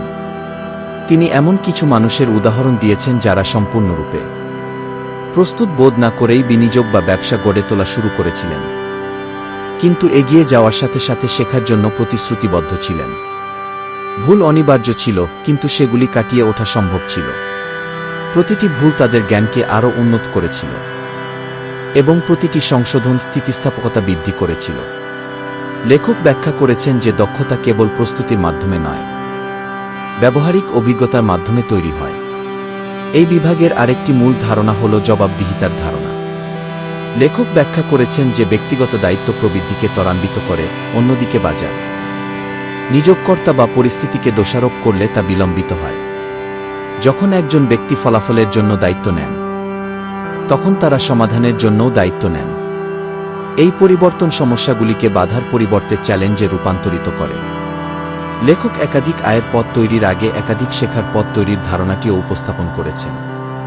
তিনি ব্যাখ্যা করেছেন যে আয় দক্ষতা অনুসরণ করে, দক্ষতা কৌতূহল অনুসরণ করে এবং কৌতূহল নম্রতার পরে আসে। যারা বিশ্বাস করে যে তারা যথেষ্ট জানে তারা বিকাশ বন্ধ করে দেয়। অন্যদিকে যারা শিক্ষার্থী থাকে তারা আরও দ্রুত খাপ খাইয়ে নেয়। লেখক জীবনব্যাপী শেখাকে উৎসাহিত করেন, শখ হিসেবে নয়, বরং পরিবর্তিত বিশ্বে টিকে থাকার জন্য একটি অপরিহার্য দক্ষতা হিসেবে। এই অংশে ভয় আবার দেখা দেয়, কিন্তু নতুন রূপে। স্পষ্ট ভুল করার ভয়, ছোট ছোট পদক্ষেপ নেওয়ার ভয়, সমালোচনার ভয়। লেখক ব্যাখ্যা করেছেন যে অহংকার প্রায়শই সতর্কতার আড়ালে লুকিয়ে থাকে। মানুষ তাদের পরিচয় রক্ষা করার জন্য পদক্ষেপ এড়িয়ে চলে। এই আসক্তি ত্যাগ করলে শক্তি মুক্ত হয়। আত্মবিশ্বাস তৈরি করার আগে অগ্রগতির জন্য নম্রতা প্রয়োজন। লেখক গতি নিয়েও আলোচনা করেছেন। কাজ শুরু হলে গতি বাড়ার সাথে সাথে ভয় কমে যায়। প্রতিটি ছোট সাফল্য প্রমাণকে শক্তিশালী করে এবং প্রতিটি শেখা শিক্ষা অনিশ্চয়তা হ্রাস করে। সময়ের সাথে সাথে যা একসময় ঝুঁকিপূর্ণ বলে বিবেচিত হতো তা নিয়মিত হয়ে ওঠে। এভাবেই বৃদ্ধি অভ্যন্তরীণভাবে জমা হয় এবং বাহ্যিকভাবে প্রকাশ পায়। তিনি জোর দিয়ে বলেন যে কাজ মানে বেপরোয়া হওয়া নয়, বরং গণনা করা পদক্ষেপ। নিয়ম শেখা, ধারণা পরীক্ষা করা, ঝুঁকি পরিচালনা করা, ছোট থেকে শুরু করা এবং ধীরে ধীরে সম্প্রসারণ করা। তিনি স্পষ্ট করেন যে লক্ষ্য ভুল এড়ানো নয়, বরং বিপর্যয়কর ভুলগুলি এড়ানো। স্মার্ট কাজ সাহস এবং সতর্কতার ভারসাম্য বজায় রাখে। এই বিভাগের শেষে লেখক শ্রোতাদের মনে করিয়ে দেন যে রূপান্তর খুব কমই অন্যদের কাছে তাৎক্ষণিকভাবে স্পষ্ট হয়। প্রাথমিক পর্যায়গুলি শান্ত মনে হতে পারে, অগ্রগতি ধীর হতে পারে এবং কেউ কেউ এমনকি সন্দেহজনকও বোধ করতে পারে। এটি সম্পূর্ণ স্বাভাবিক। লেখক ব্যাখ্যা করেন যে বেশিরভাগ মানুষ এই পর্যায়ে হাল ছেড়ে দেয় কারণ ফলাফল এখনও স্পষ্ট নয়। তবে যারা চুপচাপ অধ্যবসায় করে তারা এমন একটি সীমা অতিক্রম করে যেখানে প্রচেষ্টা তীব্র হতে শুরু করে। এই অংশের শেষে শ্রোতা বুঝতে পারবেন যে ধারণাগুলি জীবন পরিবর্তন করে না, সিদ্ধান্তগুলি করে। ধারাবাহিকভাবে পুনরাবৃত্তি করা হলে কর্মপরিচয়কে নতুন আকার দেয়। লেখক আর শ্রোতার কাছে সম্মতির জন্য নয়, বরং অংশগ্রহণের জন্য অনুরোধ করেন। কারণ জ্ঞান যখন অব্যবহৃত অবস্থায় পড়ে থাকে তখন তা আরামের আরেকটি রূপ হয়ে ওঠে। শ্রোতা ইতিমধ্যেই জানেন যে আরাম স্বাধীনতার শত্রু। পর্ব সপ্তম ধনীদের মতো পৃথিবী পড়তে শিখো। এই অংশে লেখক শ্রোতাদের কাছে ব্যাখ্যা করেছেন যে কিভাবে উপলব্ধি নিজেই একটি আর্থিক সুবিধা হয়ে ওঠে। তিনি স্পষ্ট করে বলেছেন যে সম্পদ কেবল প্রচেষ্টা এবং পরিশ্রম থেকে আসে না, বরং অন্যরা যা উপেক্ষা করে তা দেখার মাধ্যমেও আসে। দুজন ব্যক্তি একই জায়গায় দাঁড়িয়ে একই পরিস্থিতি পর্যবেক্ষণ করতে পারে এবং তারপর সম্পূর্ণ ভিন্ন সিদ্ধান্তে আসতে পারে। পার্থক্য হল তারা যা দেখে তা কিভাবে ব্যাখ্যা করে। লেখক ব্যাখ্যা করেছেন যে বেশিরভাগ মানুষ বিশ্বকে ভোগবাদী দৃষ্টিকোণ থেকে দেখে। তারা মূল্য দেখে না, মূল্য দেখে, ব্যয় দেখে না, সুদ দেখে, এবং ঝুঁকি দেখে না, সুযোগ দেখে। এই দৃষ্টিভঙ্গি গড়ে ওঠে বছরের পর বছর ধরে লালন পালনের মাধ্যমে, যা মানুষকে বিশ্লেষণের পরিবর্তে ব্যয় করতে প্রশিক্ষণ দেয়া। অন্যদিকে ধনীরা সিস্টেম পর্যবেক্ষণ করার জন্য প্রশিক্ষিত, অর্থ কিভাবে প্রবাহিত হয়, কে এটি নিয়ন্ত্রণ করে এবং ত্রুটিগুলি কোথায় তা নিয়ে প্রশ্ন তোলে। লেখক বর্ণনা করেছেন যে কিভাবে সুযোগগুলি খুব কমই স্পষ্টভাবে উপস্থিত হয়, বরং সমস্যা, বিভ্রান্তি বা বিরক্তির ছদ্মবেশে দেখা যায়। একটি ব্যর্থ ব্যবসায়িক উদ্যোগ একজনের কাছে ঝুঁকির মতো মনে হতে পারে, কিন্তু অন্যজনের কাছে সুবর্ণ সুযোগ। অনেকেই বাজারের মন্দার আশঙ্কা করতে পারেন, আবার কেউ কেউ এটিকে সুযোগ হিসেবে দেখেন। লেখক ব্যাখ্যা করেছেন যে আর্থিক বুদ্ধিমত্তা উপলব্ধি বৃদ্ধি করে। অন্যরা যখন দ্বিধাগ্রস্ত হয় তখন ব্যক্তিদের কাজ করার সুযোগ দেয়া। লেখক যুক্তি দেন যে সংবাদ এবং জনমত প্রায়শই বাস্তবতার সাথে সামঞ্জস্যপূর্ণ হয় না। যখন কোনো কিছুকে সুযোগ হিসেবে ব্যাপকভাবে গ্রহণ করা হয় তখন এর বেশিরভাগ সুবিধা ইতিমধ্যেই হারিয়ে যায়। যারা ঐকমত্যের জন্য অপেক্ষা করে তাদের চড়া মূল্য দিতে হয়। যারা স্বাধীনভাবে চিন্তা করতে শেখে তারা তাড়াতাড়ি কাজ করে। এর জন্য ভবিষ্যদ্বাণী নয়, কেবল পর্যবেক্ষণ এবং প্রস্তুতির প্রয়োজন। তিনি সংখ্যাগুলিকে ভয় না করে বোঝার গুরুত্বের উপরও জোর দেন। আর্থিক তথ্য কোনো বাধা নয়, বরং একটি রোডম্যাপ যা আচরণ প্রকাশ করে, তহবিলের উৎস, অপচয়ের ক্ষেত্র এবং অব্যবহৃত সম্ভাবনা দেখায়। লেখক ব্যাখ্যা করেন যে যারা সংখ্যা এড়িয়ে চলে তারা তাদের হাতে নিয়ন্ত্রণ হস্তান্তর করে, যারা সংখ্যাগুলি বোঝে। দক্ষতা শুরু হয় তাদের আঁকড়ে ধরার মাধ্যমে। বইটিতে ধৈর্যের বিষয়টিও তুলে ধরা হয়েছে। লেখক ব্যাখ্যা করেছেন যে যারা চিন্তা না করে অপেক্ষা করতে পারে তাদেরই সম্পদ দেওয়া হয়। অনেক সুযোগের পরিপক্ক হতে সময় লাগে, আর যারা তাড়াহুড়ো করে তারা প্রায়শই খুব তাড়াতাড়ি চলে যায় অথবা খুব দেরিতে আসে। তিনি স্পষ্ট করে বলেন যে ধৈর্য হল নিষ্ক্রিয়তা নয়, বরং স্পষ্টতার দ্বারা পরিচালিত কার্যকর আত্মশৃঙ্খলা। লেখক অর্থনৈতিক চক্রের ভূমিকা নিয়েও আলোচনা করেছেন। অর্থনীতি নির্দিষ্ট ধরন অনুসারে চলে, বাজারের উত্থান পতন হয় এবং শিল্পের বিকাশ ঘটে। যারা এই চক্রগুলি বোঝেন তারা মন্দার সময় আতঙ্কিত হন না এবং উত্থানের সময় তারা উচ্ছ্বসিত হন না। পরিবর্তে তারা কেবল প্রতিক্রিয়াশীল হওয়ার পরিবর্তে পরিবর্তনের সাথে সক্রিয় থাকার জন্য নিজেদেরকে খাপ খাইয়ে নেন, প্রস্তুত করেন এবং অবস্থান নেন। তিনি এমন কিছু ব্যক্তির উদাহরণ দিয়েছেন যারা অন্যরা যে ধরনগুলো উপেক্ষা করেছিল তা চিহ্নিত করতে শিখেছিলেন। একজন লক্ষ্য করেছিলেন যে কিভাবে ভোক্তাদের আচরণ শিরোনামে আসার অনেক আগেই পরিবর্তিত হচ্ছিল। অন্যজন স্থানীয় বাজারে এমন ত্রুটিগুলি লক্ষ্য করেছিলেন যা অন্যরা স্বাভাবিক বলে মনে করত। এই পর্যবেক্ষণগুলির জন্য প্রতিভার প্রয়োজন ছিল না, কেবল মনোযোগ এবং কৌতূহল প্রয়োজন। লেখক জোর দিয়ে বলেছেন যে সচেতনতা এমন একটি দক্ষতা যা চাষ করা যেতে পারে।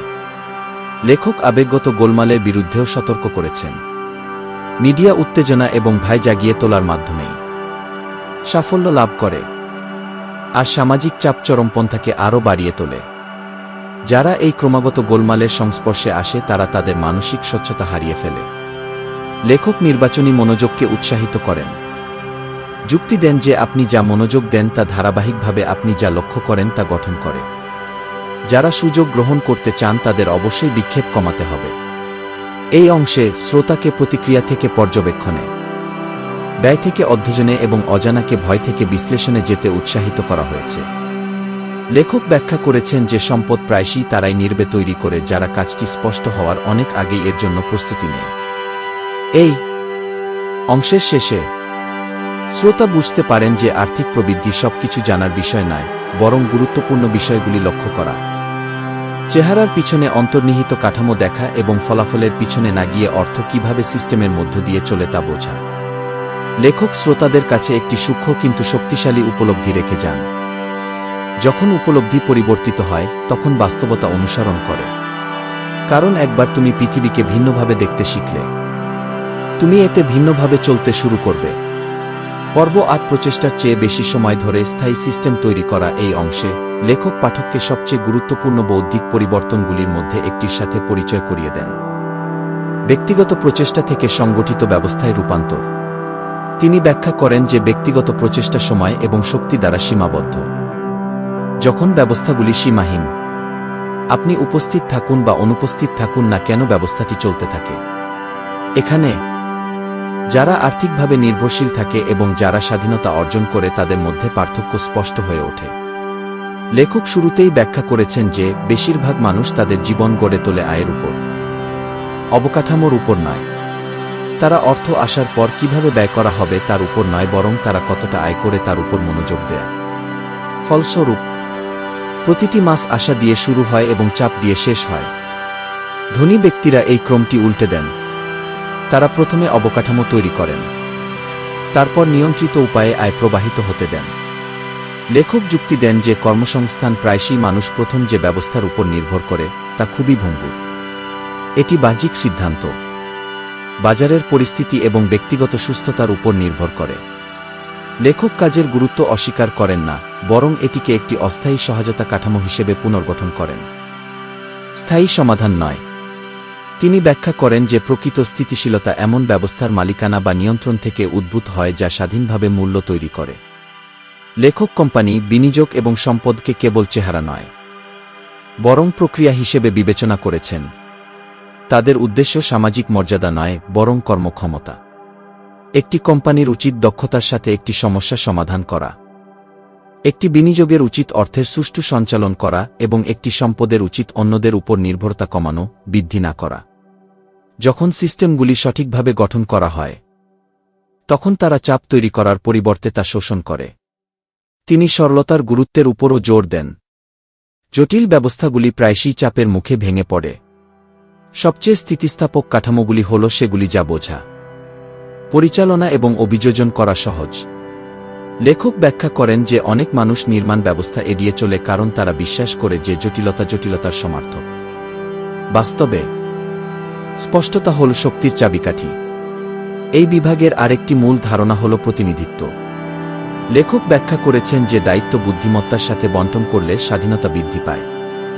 সিস্টেমগুলি ক্রমাগত ব্যক্তিগত হস্তক্ষেপ ছাড়াই কাজগুলি সম্পন্ন করতে দেয় এবং এর জন্য আস্থা, ডকুমেন্টেশন এবং ধৈর্য প্রয়োজন। অনেকেই প্রতিনিধিত্বকে প্রতিরোধ করে কারণ তারা নিয়ন্ত্রণকে নিরাপত্তার সাথে তুলনা করে। বাস্তবে সিস্টেম ছাড়া নিয়ন্ত্রণ ক্লান্তির দিকে পরিচালিত করে। লেখক সিস্টেম এবং সময়ের মধ্যে সম্পর্ক অন্বেষণ করেছেন। সিস্টেমগুলি সময় দেয় শেখার, প্রতিফলন এবং কৌশলগত সিদ্ধান্ত গ্রহণের জন্য জায়গা প্রদান করে।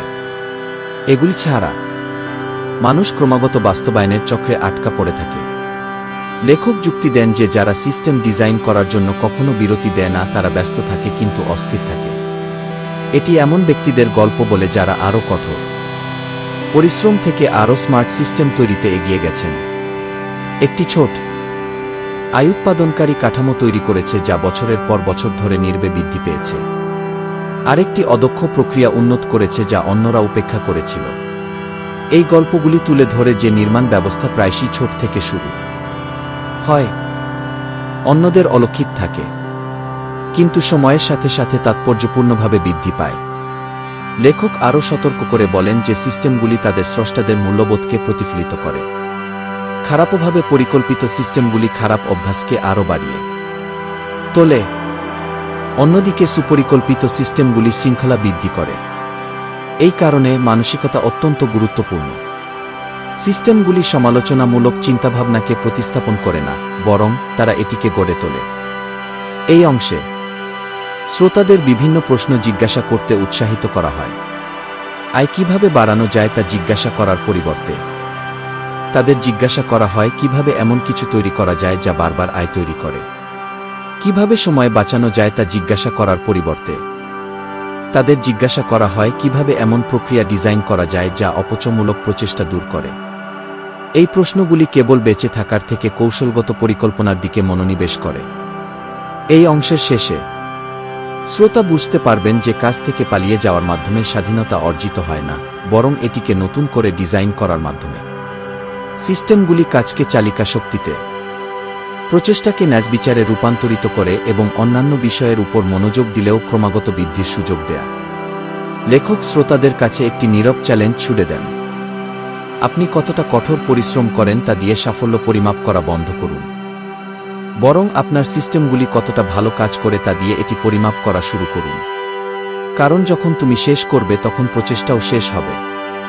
সিস্টেমগুলো তা করে না। পর্বণ ভয় দ্বারা নিয়ন্ত্রিত না হয়ে ঝুঁকি ব্যবস্থাপনায় দক্ষতা অর্জন করুন। এই অংশে লেখক আর্থিক আচরণকে প্রভাবিত করে এমন একটি গভীর শক্তির কথা বলেছেন। ভয় তাৎক্ষণিক প্রতিক্রিয়া হিসেবে নয়, বরং একটি সূক্ষ্ম স্থায়ী প্রভাব হিসেবে যা নির্বেশ সিদ্ধান্তগুলিকে নির্দেশ করে। তিনি ব্যাখ্যা করেন যে বেশিরভাগ মানুষ বিশ্বাস করে যে তারা ঝুঁকি এড়িয়ে চলছে, যখন বাস্তবে তারা কেবল অপরিচিত ঝুঁকির চেয়ে পরিচিত ঝুঁকি বেছে নিচ্ছে। এই ভুল ধারণা তাদেরকে এমন ধরনে আটকে রাখে যা নিরাপদ বলে মনে হয় কিন্তু দীর্ঘমেয়াদে প্রায়শই আরও বিপজ্জনক। লেখক ঝুঁকির পুনঃসংজ্ঞা দিয়ে শুরু করেছেন। ঝুঁকি অনিশ্চয়তা নয়, বরং অজ্ঞতা। যখন মানুষ বুঝতে পারে না যে তারা কি করছে, তখন এমনকি আপাতদৃষ্টিতে নিরাপদ পছন্দগুলিও বিপজ্জনক হয়ে ওঠে। যখন তারা সিস্টেম, সংখ্যা এবং সম্ভাব্যতা বোঝে, তখন এমনকি অনিশ্চিত পথগুলিও পরিচালনাযোগ্য হয়ে ওঠে। তিনি ব্যাখ্যা করেন যে ধনী ব্যক্তিরা ঝুঁকি এড়ান না, তারা এটি অধ্যয়ন করেন, পরিমাপ করেন এবং সেই অনুযায়ী তাদের পরিকল্পনা তৈরি করেন। তিনি বর্ণনা করেছেন যে সমাজ কিভাবে মানুষকে দৃশ্যমান ক্ষতির ভয়ে ভীত হতে শেখায় এবং লুকানো ক্ষতিগুলিকে উপেক্ষা করে। বিনিয়োগে অর্থ হারানো বেদনাদায়ক এবং প্রকাশ্য, অন্যদিকে নিষ্ক্রিয়তার কারণে সুযোগ হারানো নীরব এবং গোপন। কয়েক দশক ধরে পরবর্তী ক্ষতি প্রায়শই অনেক বেশি। লেখক যুক্তি দেন যে সময় হল সবচেয়ে বিপজ্জনক কিন্তু অবমূল্যায়িত ঝুঁকি। দীর্ঘসূত্রিতা, আত্মতুষ্টি এবং শেখা এড়িয়ে যাওয়া, এই সব কিছুই নীরব অনুশোচনার সঞ্চয়ে অবদান রাখে। লেখক এমন ব্যক্তিদের গল্প বলেছেন যারা কয়েক দশক ধরে স্থিতিশীল চাকরিতে ছিলেন, কিন্তু অনেক দেরিতে বুঝতে পেরেছিলেন যে তাদের দক্ষতা অপ্রচলিত হয়ে পড়েছে। তারা যে বিপদের মুখোমুখি হয়েছিল তা ছিল কোনো পদক্ষেপ নেওয়া নয়, বরং অস্থির থাকা। বিপরীতে অন্যরা শুরু থেকেই ছোট, পরিকল্পিত ঝুঁকি গ্রহণ করেছিল। তারা শিখেছিল, মানিয়ে নিয়েছিল এবং আরও শক্তিশালী হয়ে উঠেছিল। তাদের পথ বাইরে থেকে অস্থির মনে হয়েছিল, কিন্তু ভেতর থেকে তা ছিল দৃঢ়। এই বিভাগের আরেকটি গুরুত্বপূর্ণ ধারণা হল মানসিক এবং আর্থিক ঝুঁকির মধ্যে পার্থক্য। মানসিক যন্ত্রণা প্রায়শই প্রকৃত আর্থিক ক্ষতির চেয়ে বেশি তীব্র হয়। লজ্জা, সমালোচনা বা ব্যর্থতার ভয় মানুষকে অর্থ অ্যাকাউন্টে প্রবেশের আগেই অর্থ সম্পর্কে চিন্তা করতে বাধা দেয়। লেখক ব্যাখ্যা করেছেন যে ঝুঁকি ব্যবস্থাপনা আয়ত্ত করার জন্য প্রথমে এবং সর্বাগ্রে মানসিক শৃঙ্খলা প্রয়োজন। যখন আবেগ নিয়ন্ত্রণ করা হয়, তখন সিদ্ধান্তগুলি আরও স্পষ্ট হয়ে ওঠে। এটি অসম ঝুঁকির ধারণাটিও প্রবর্তন করে। কিছু কর্মকাণ্ডে সীমিত ঝুঁকি এবং উচ্চ পুরস্কার জড়িত থাকে, আবার কিছু কর্মকাণ্ডে সীমিত পুরস্কার এবং উচ্চ ঝুঁকি জড়িত থাকে। আর্থিক বুদ্ধিমত্তা এই বৈষম্যকে স্বীকৃতি দেওয়ার মধ্যে নিহিত। ধনী ব্যক্তিরা এমন সুযোগ খোঁজেন যেখানে ভুলগুলি হ্রাস করা যায়, কিন্তু সাফল্য এখনও মূল্যবান। তারা এমন পরিস্থিতি এড়িয়ে চলেন যেখানে একটি মাত্র ত্রুটি বছরের পর বছর প্রচেষ্টাকে ব্যর্থ করে দিতে পারে। লেখক ভয়ের প্রতিকার হিসেবে প্রস্তুতির গুরুত্বের উপর জোর দিয়েছেন। জ্ঞান অনিশ্চয়তা কমায়, অভিজ্ঞতা আতঙ্ক কমায় এবং ব্যবস্থা দুর্বলতা কমায়। যারা প্রস্তুত তাদের বর্তমান মুহূর্তে সাহসের প্রয়োজন হয় না, কারণ তারা বোঝার মাধ্যমে তাদের আত্মবিশ্বাস তৈরি করে। ভয় যখন প্রত্যাশিত এবং পরিকল্পনা করা হয় তখন তার শক্তি হারায়। লেখক বৈচিত্র্য নিয়েও আলোচনা করেছেন, সাধারণ নিয়ম হিসেবে নয়, বরং একটি কৌশলগত হাতিয়ার হিসেবে। বিক্ষিপ্ত প্রচেষ্টা মনোযোগকে দুর্বল করে দিতে পারে এবং বোধগম্যতা ছাড়া মনোযোগ ঝুঁকিকে আরও বাড়িয়ে তুলতে পারে। তিনি ব্যাখ্যা করেন যে ভারসাম্য জ্ঞান থেকে উদ্ভূত হয়, সূত্র থেকে নয়। যাদের গভীর বোধগম্যতা আছে তারা মনোযোগ দিতে পারেন। অন্যদিকে যাদের জ্ঞান নেই তাদের ঝুঁকি বৈচিত্র্যের উপর নির্ভর করতে হয়। এই অংশে জুড়ে লেখক পাঠককে মনে করিয়ে দিয়েছেন যে ভুল অনিবার্য। গুরুত্বপূর্ণ বিষয় হল ভুলের পরিমাণ এবং পুনরুদ্ধারের গতি। ছোট ক্ষতি শিক্ষা দেয়, যখন বড় ক্ষতি ধ্বংসাত্মক। গণনা করা ঝুঁকি বিপর্যয়কর ক্ষতি ছাড়াই শেখার সুযোগ করে দেয়। এই কারণে ছোট পদক্ষেপ দিয়ে শুরু করা এবং ধীরে ধীরে ঝুঁকি বৃদ্ধি করা অত্যন্ত গুরুত্বপূর্ণ। লেখক পরিবর্তনের ভয়কেও সম্বোধন করেছেন, কারণ পরিবর্তন পরিচয়কে হুমকির মুখে ফেলে এবং আত্মচিত্রের উপর সন্দেহ জাগায়। অনেকেই অপরিচিত অঞ্চলে ঝুঁকি নেওয়ার চেয়ে তাদের পরিচিত আরামের অঞ্চলে থাকতে পছন্দ করেন। লেখক ব্যাখ্যা করেছেন যে বৃদ্ধির জন্য সর্বদা কিছুটা অস্থায়ী অস্থিরতার প্রয়োজন হয়। স্থিতিশীলতা পরে আসে, যা শক্তিশালী ভিত্তির উপর নির্মিত হয়। এই অংশের শেষে শ্রোতা বুঝতে পারবেন যে ভয় কোনো শত্রু নয় যা পরাজিত করা উচিত, বরং একটি সংকেত যা ব্যাখ্যা করা উচিত। যখন ভয় বোঝা যায় তখন এটি একটি নির্দেশিকা হয়ে ওঠে, নিয়ন্ত্রণ নয়, এবং জ্ঞান, প্রস্তুতি বা চিন্তাভাবনার ফাঁকগুলি নির্দেশ করে। লেখক শ্রোতাদের মনে একটি দৃঢ় উপলব্ধি জাগিয়ে তোলেন। যারা ঝুঁকি পুরোপুরি এড়িয়ে চলেন তারা প্রায়শই সবচেয়ে বড় ঝুঁকি গ্রহণ করেন। এমন একটি জীবন যেখানে সম্ভাবনাগুলি অনাবিষ্কৃত রয়ে গেছে। দশম পর্ব অন্যরা হাল ছেড়ে দিলেও বেঁচে থাকার জন্য শৃঙ্খলা। এই অংশে লেখক একটি লুকানো শক্তি তুলে ধরেছেন যা দীর্ঘমেয়াদী সাফল্যকে অস্থায়ী প্রচেষ্টা থেকে আলাদা করে। ধৈর্য।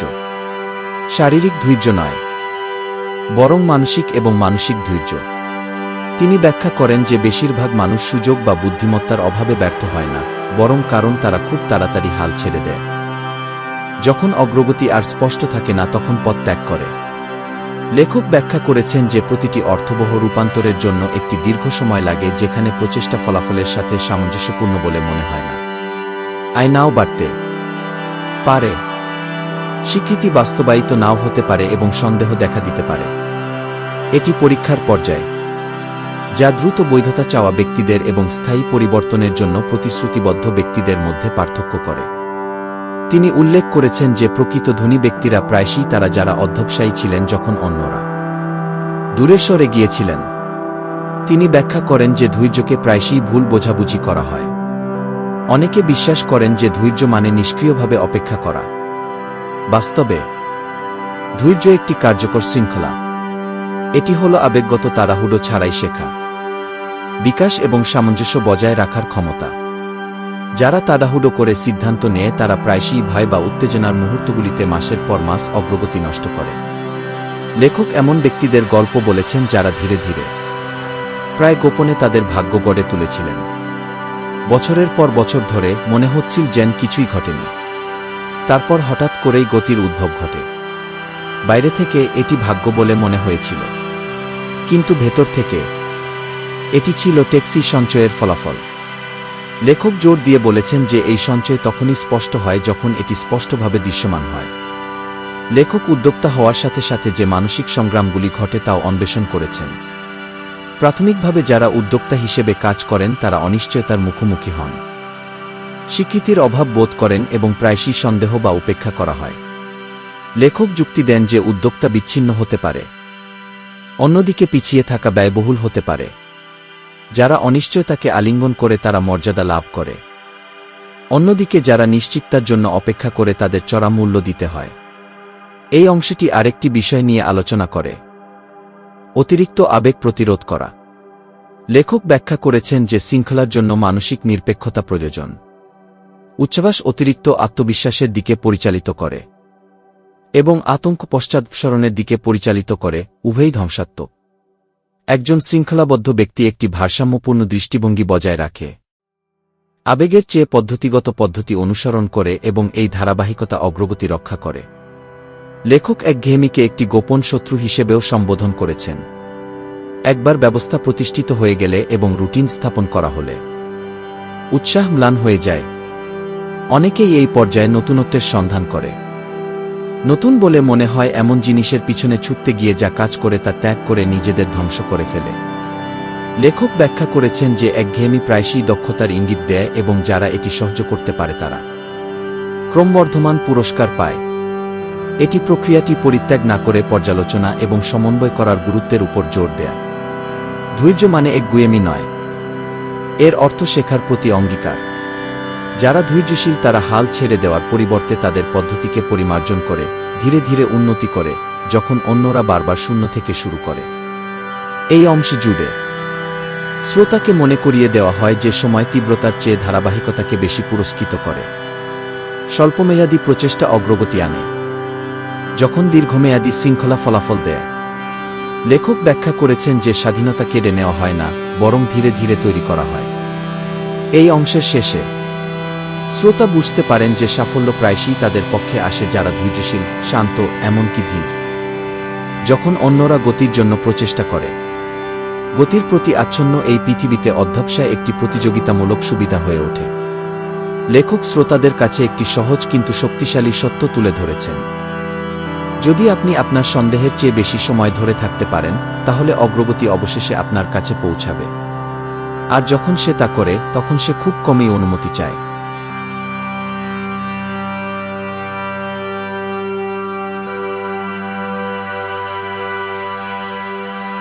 পর্ব 11 পরিচয়, মূল্যবোধ এবং শান্তভাবে সাফল্যের পুনঃসংজ্ঞা। এই অংশে লেখক অর্থকে হাতিয়ার হিসেবে ধারণার বাইরে গিয়ে এটিকে পরিচয়ের প্রতিফলনকারী আয়না হিসেবে দেখেন।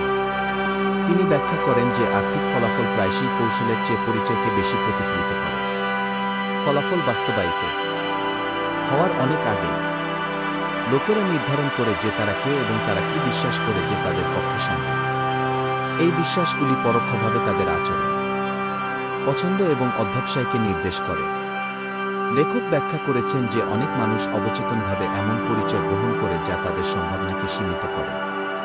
তারা নিজেদেরকে মালিক নয়, কর্মচারী হিসেবে দেখে, ব্যয়কারী, নির্মাতা নয়, ঝুঁকিবিমুখ, শিক্ষার্থী নয়।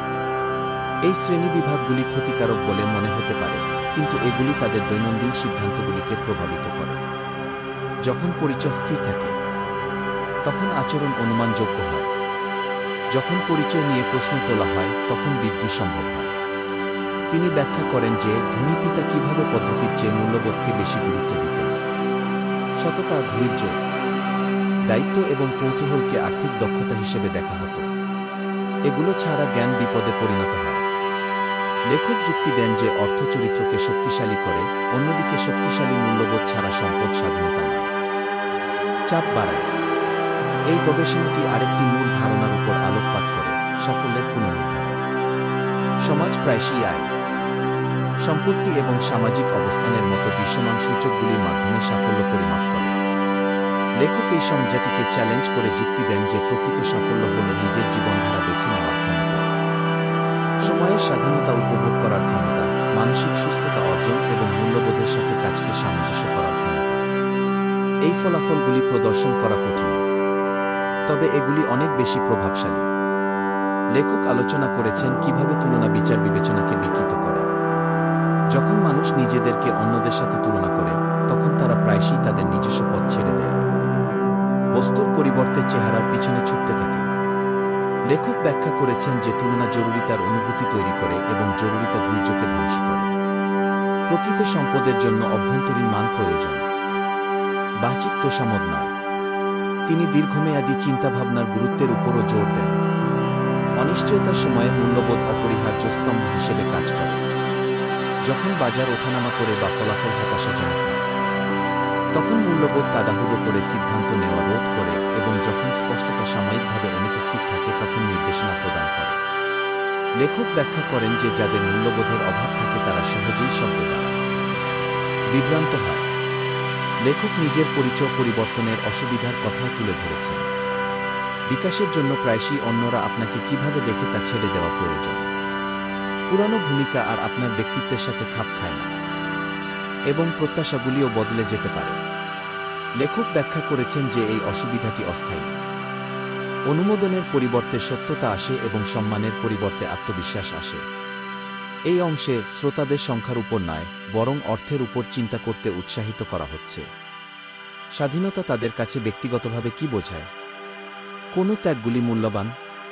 কোন বিনিময় গ্রহণযোগ্য? লেখক ব্যাখ্যা করেছেন যে এখানে স্পষ্টতা পরবর্তী সময়ে সিদ্ধান্ত গ্রহণকে সহজতর করে।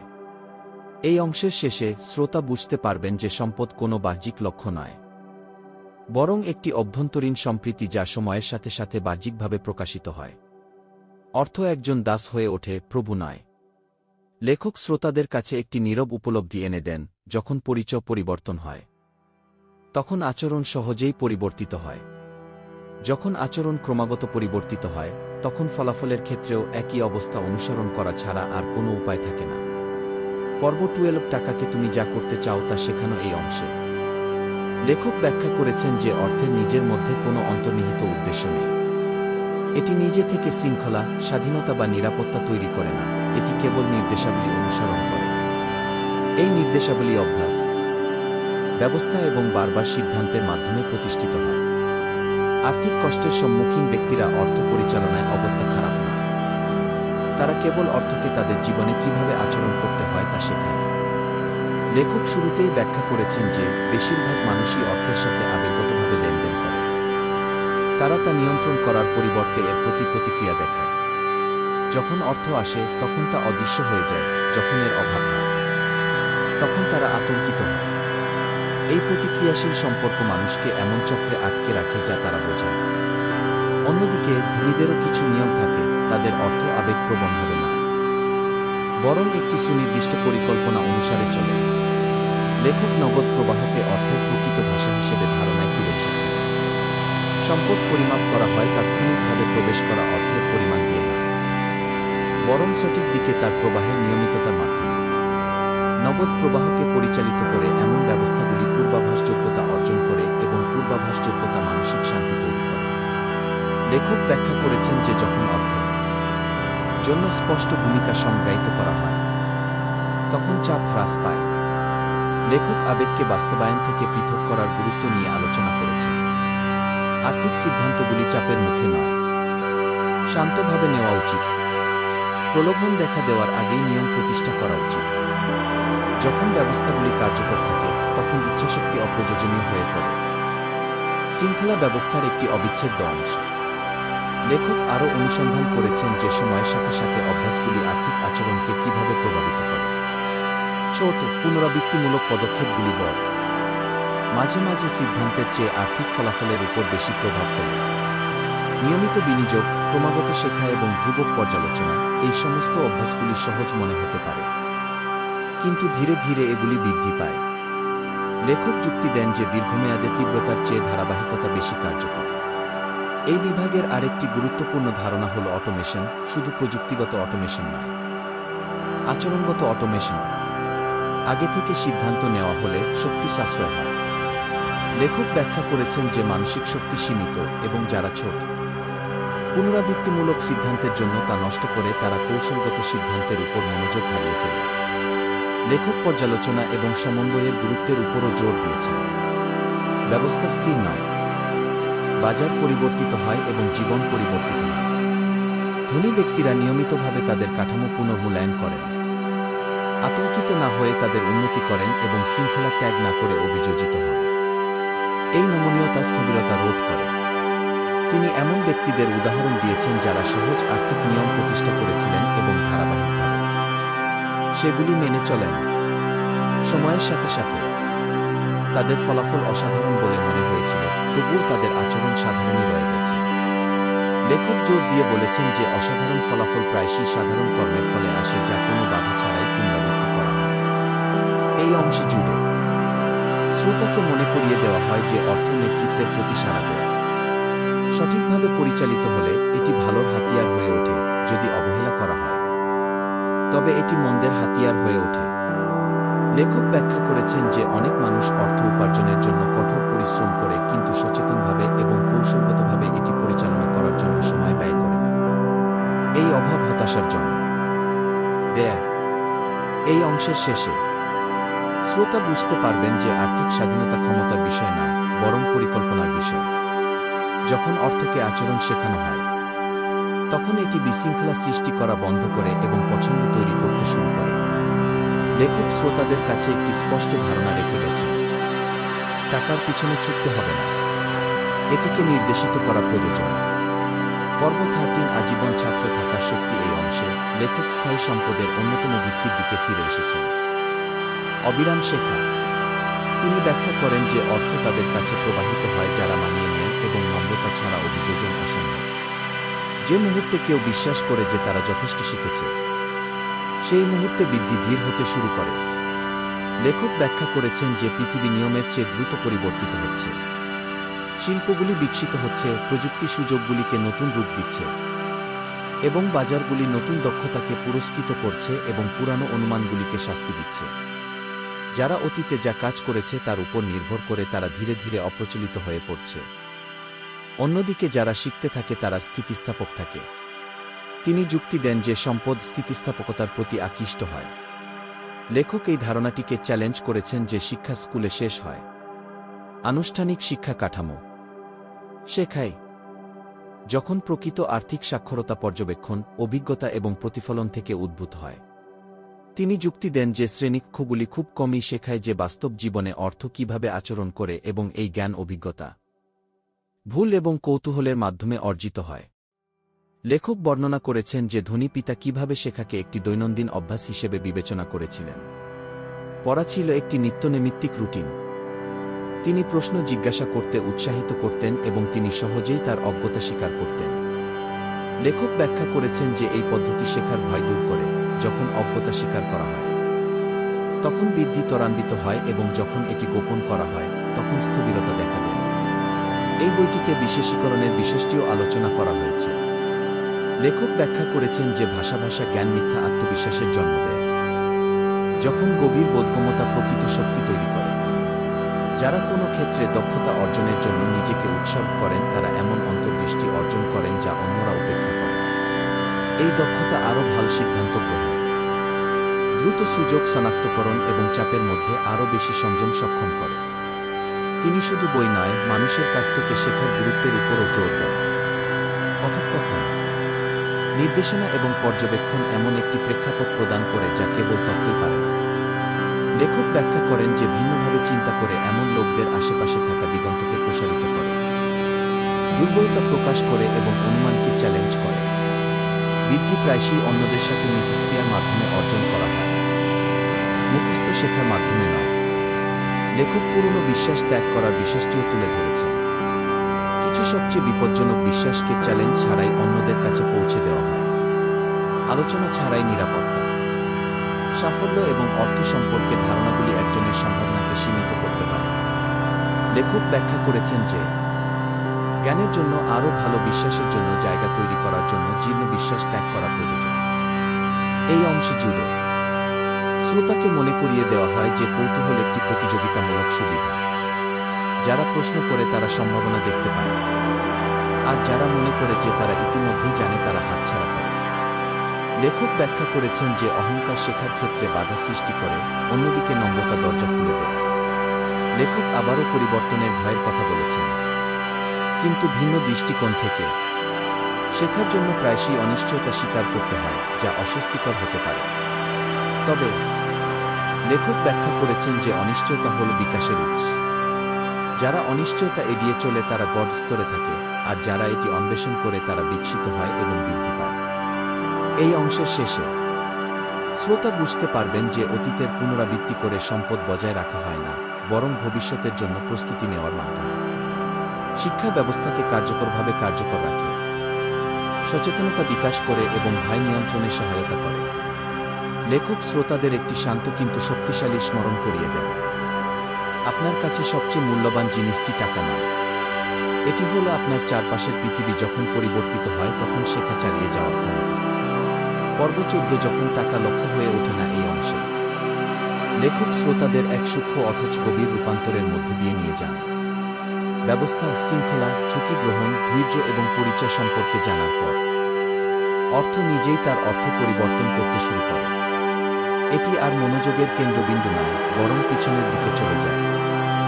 লক্ষ্যের পরিবর্তে একটি হাতিয়ার হয়ে ওঠে, এবং প্রায়শই এই মুহূর্তটি নির্বে সত্যিকারের স্বাধীনতার উত্থান শুরু হয়।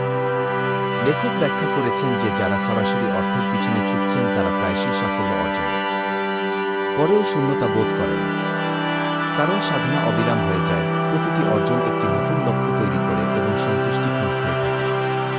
বিপরীতে যারা মূল্য দক্ষতা এবং ব্যবস্থা গড়ে তোলার উপর মনোযোগ দেন, তারা দেখতে পান যে অর্থ স্বাভাবিকভাবেই আসে এবং উদ্দেশ্যের অনুভূতি চাপের পরিবর্তে আসে। লেখক ব্যাখ্যা করেছেন যে অর্থকে সবচেয়ে ভালোভাবে বোঝা যায় সঞ্চিত শক্তি হিসেবে, যা সময়, প্রচেষ্টা এবং সমস্যা সমাধানের ক্ষমতার প্রতিনিধিত্ব করে। সচেতনভাবে ব্যবহার করা হলে এর প্রভাব আরও বৃদ্ধি পায়। অন্যদিকে এর আবেগপ্রবণ ব্যবহার চাপের দিকে পরিচালিত করে। লেখক জোর দিয়ে বলেছেন যে আর্থিক পরিপক্কতা সংযম দ্বারা চিহ্নিত করা হয়, অপব্যয় নয়। লেখক বেঁচে থাকার উদ্বেগ হ্রাসের ফলে যে স্বাচ্ছন্দ্য আসে তা নিয়েও আলোচনা করেছেন। যখন অবিরাম প্রচেষ্টার পরিবর্তে কাঠামোগত ব্যবস্থার মাধ্যমে মৌলিক নিরাপত্তা অর্জন করা হয়, তখন মানসিক স্বচ্ছতা উন্মোচিত হয়, সৃজনশীলতা বৃদ্ধি পায়, দিগন্ত প্রসারিত হয় এবং সিদ্ধান্ত গ্রহণের ক্ষমতা উন্নত হয়। লেখক ব্যাখ্যা করেছেন যে অনেকেই কখনো এই পর্যায়ে পৌঁছাতে পারে না, কারণ তারা স্বল্পমেয়াদী চিন্তাভাবনার মধ্যে আটকা পড়ে থাকে। এই বিভাগের আরেকটি মূল ধারণা হল দান করা। লেখক ব্যাখ্যা করেছেন যে সম্পদ যখন ব্যক্তিগত আরামের সীমা অতিক্রম করে তখন তা গভীর অর্থ অর্জন করে। কর্মসংস্থান সৃষ্টি, সমস্যা সমাধান, অন্যদের সহায়তা এবং দীর্ঘমেয়াদী প্রকল্পে বিনিয়োগ সবকিছুই অর্থকে উদ্দেশ্য এবং অর্থ প্রদান করে। এই পরিবর্তন সম্পদের মূল্য হ্রাস করে না, বরং এর স্থায়িত্ব বৃদ্ধি করে। এটি নির্মিত জিনিস হারানোর ভয়কেও স্পর্শ করে। হাস্যকরভাবে, যারা অর্থকে তাদের জীবনের কেন্দ্রবিন্দু করে তোলে তারা ক্ষতির সবচেয়ে বেশি ভয় পায়। অন্যদিকে, যারা অর্থকে একটি হাতিয়ার হিসেবে দেখে তারা অভিযোজিত থাকে। লেখক ব্যাখ্যা করেছেন যে সংযুক্তি ভঙ্গুরতা তৈরি করে, অন্যদিকে এর থেকে মুক্তি স্থিতিস্থাপকতা তৈরি করে। লেখক যখন অর্থ আর প্রধান উদ্বেগের বিষয় থাকে না, তখন সম্পর্কগুলি কিভাবে পরিবর্তিত হয় তা নিয়ে ভাবছেন। কথোপকথন আরও গভীর হয়, সিদ্ধান্তগুলি মূল্যবোধের সাথে সামঞ্জস্যপূর্ণ হয় এবং সময় আমাদের সবচেয়ে মূল্যবান সম্পদ হয়ে ওঠে। লেখক ব্যাখ্যা করেছেন যে আর্থিক স্বাধীনতা প্রকাশ করে যে এটি প্রতিস্থাপন করার পরিবর্তে আসলে কি গুরুত্বপূর্ণ। এই অংশে শ্রোতাদের উচ্চাকাঙ্ক্ষাকে সঞ্চয় হিসেবে নয়, বরং বাস্তবতার সাথে সামঞ্জস্য হিসেবে পুনঃসংজ্ঞায়িত করতে উৎসাহিত করা হয়েছে, তুলনা হিসেবে নয়, বরং অবদান হিসেবে। লেখক ব্যাখ্যা করেছেন যে সবচেয়ে ধনী ব্যক্তিদের জীবন প্রায়শই সবচেয়ে বেশি অস্থির হয় না। এই অংশের শেষে শ্রোতা বুঝতে পারবেন যে অর্থ যখন মনোযোগ আকর্ষণ করা বন্ধ করে দেয় তখনই সবচেয়ে শক্তিশালী হয়, যখন ব্যবস্থাগুলি নির্বে কাজ করে এবং মূল্যবোধ কর্মকে নির্দেশ করে, তখন সম্পদ টেকসই হয়ে ওঠে। লেখক শ্রোতাদের কাছে একটি শান্ত উপলব্ধি এনে দেন, যখন অর্থ লক্ষ্য থেকে বিচ্যুত হয় তখন জীবন অবশেষে পরিপূর্ণ বোধ করতে শুরু করে। সেই শান্ত পরিপূর্ণতায় স্বাধীনতা আর খুব বেশি দূরে মনে হচ্ছিল না। তিনি উপস্থিত। পর্বপণের স্বাধীনতা জীবনের একটি উপায়, নিজের মধ্যে কোনো লক্ষ্য না। এই অংশে লেখক সমস্ত উপাদানকে একত্রিত করেছেন এবং স্বাধীনতার ধারণাটিকে পুনরায় সংজ্ঞায়িত করেছেন।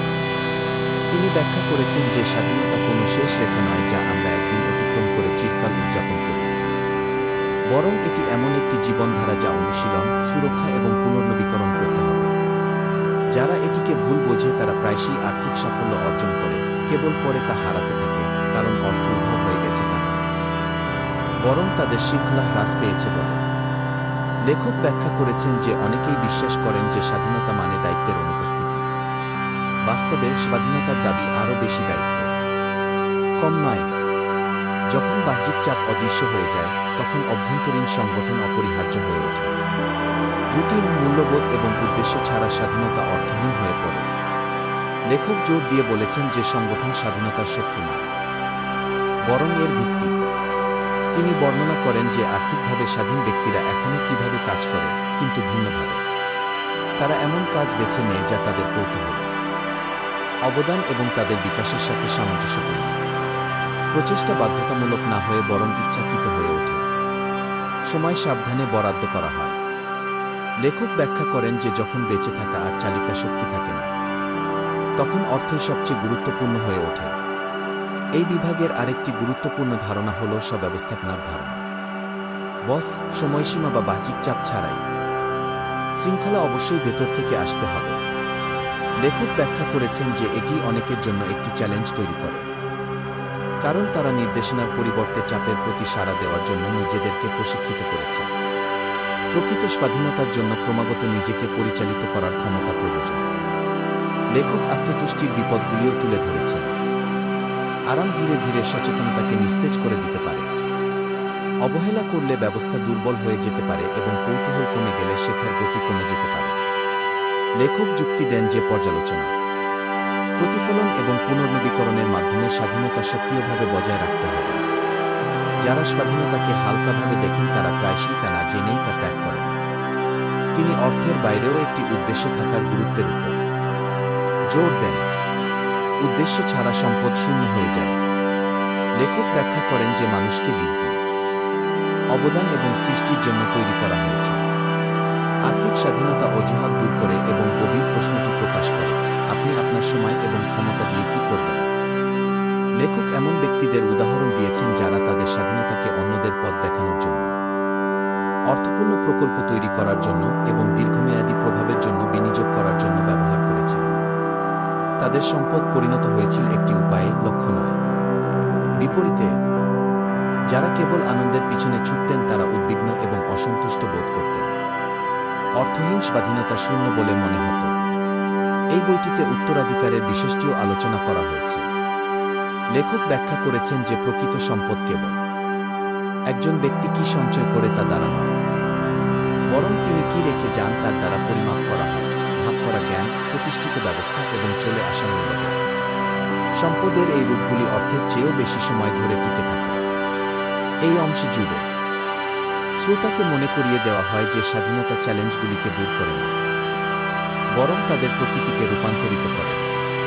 সমস্যাগুলি চাপিয়ে দেওয়ার পরিবর্তে ঐচ্ছিক হয়ে ওঠে এবং চাপ শ্বাসরোধের পরিবর্তে পরিচালনাযোগ্য হয়ে ওঠে। লেখক ব্যাখ্যা করেন যে এই রূপান্তর জীবনের অভিজ্ঞতাকেই বদলে দেয়। এই অংশের শেষে শ্রোতা বুঝতে পারবেন যে আর্থিক সাক্ষরতা চূড়ান্ত লক্ষ্য ছিল না, বরং কেবল একটি সূচনা বিন্দু ছিল। অন্যদিকে এখানে দায়িত্ব, উদ্দেশ্য এবং সচেতন জীবনযাপন নিহিত রয়েছে। লেখক শ্রোতাদের কাছে একটি চূড়ান্ত নীরব সত্য রেখে গেছেন, স্বাধীনতা এমন কিছু নয় যা একবার অর্জন করা যায়। এটা এমন কিছু যা তুমি বেঁচে থাকো, একের পর এক সচেতন পছন্দ পর্বশোল বিপর্যয়গুলোকে এগিয়ে যাওয়ার পদক্ষেপে পরিণত করা এই বিভাগে।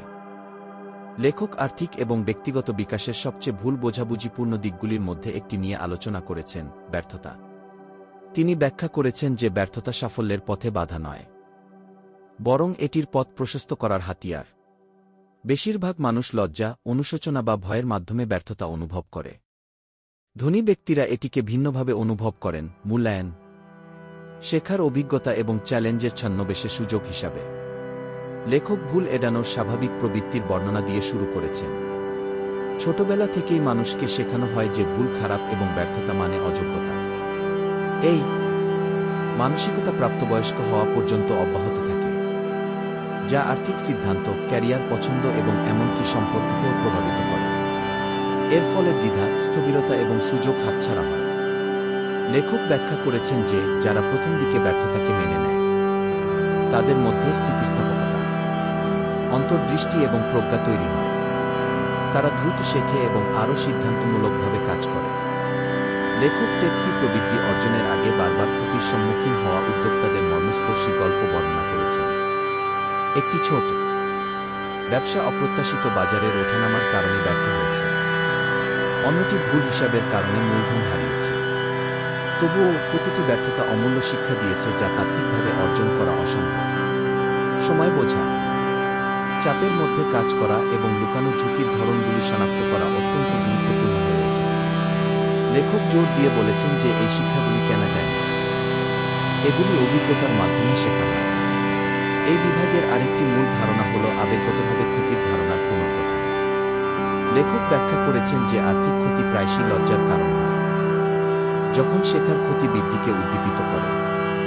যারা কেবল আর্থিক দিকটিকে ভয় পান তারা পরীক্ষা নিরীক্ষা এবং উদ্ভাবনের জন্য তাদের ক্ষমতা সীমিত করে।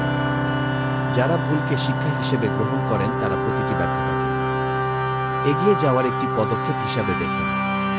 এই দৃষ্টিভঙ্গি তাদের মধ্যে পার্থক্য করে যারা তাদের পথে আটকে থাকে এবং যারা শেষ পর্যন্ত সাফল্য লাভ করে। লেখক ছোট পুনরুদ্ধারযোগ্য ব্যর্থতার ক্রমবর্ধমান প্রভাবও তুলে ধরেছে। জীবনের শুরুতে একটি সাধারণ বিনিয়োগ ভুল প্রজ্ঞা এবং কৌশলগত পরিকল্পনা শেখাতে পারে, এবং একটি ব্যর্থ আলোচনা ধৈর্য এবং সঠিক সময় শেখাতে পারে। বছরের পর বছর ধরে সঞ্চিত এই শিক্ষাগুলি এমন একটি স্বজ্ঞাত ধারণা তৈরি করে যা পাঠ্যপুস্তক প্রদান করতে পারে। ধনী ব্যক্তিরা খুব কমই ক্ষতি এড়াতে পারেন। তারা তাদের বিশালতা নিয়ন্ত্রণ করেন এবং সচেতনভাবে তা থেকে শেখেন। লেখক ভয়ের মনস্তাত্ত্বিক বাধার কথা বলেছেন। অতীতের ভুলের পরে পদক্ষেপ নিতে বাধা দেয় এমন পক্ষাঘাত। অনেকেই তাদের অতীতের ব্যর্থতাগুলিকে আবেগগত বোঝা হিসেবে বহন করে, যা তাদের প্রতিটি সিদ্ধান্তকে নির্দেশ করার সুযোগ দেয়। লেখক ব্যাখ্যা করেছেন যে ব্যর্থতাগুলিকে লক্ষণ এবং নির্দেশনা হিসাবে পুনর্নির্মাণ করা ভয়কে একটি হাতিয়ারে রূপান্তরিত করে। সচেতনতা উদ্বেগের পরিবর্তে এবং সাহস কর্মে পরিণত হয়। লেখক বিপর্যয়ের প্রেক্ষাপটে সমযোগযোগিতা এবং অধ্যবসায়ের কারণগুলিও তুলে ধরেছেন। মানুষ প্রায়শই গতি তৈরি শুরু হওয়ার আগেই হাল ছেড়ে দেয়। সাফল্যকে খুব তাড়াতাড়ি পরিমাপ করে এবং ভুলে যায় যে অগ্রগতি রৈখিক নয়। ক্ষতি বা স্থবিরতার সময়কাল প্রায়শই সাফল্যের পূর্বসূরি হয়। যারা অসুবিধা সত্ত্বেও তাদের মনোযোগ ধরে রাখে তারা অসামঞ্জস্যপূর্ণ সুবিধা লাভ করে। এই অংশে শ্রোতাদের ঝুঁকি, হতাশা এবং প্রত্যাখ্যানের প্রতি তাদের নিজস্ব প্রতিক্রিয়া পর্যবেক্ষণ করতে উৎসাহিত করা হয়। আর্থিক সচেতনতার মতোই মানসিক সচেতনতাও গুরুত্বপূর্ণ হয়ে ওঠে।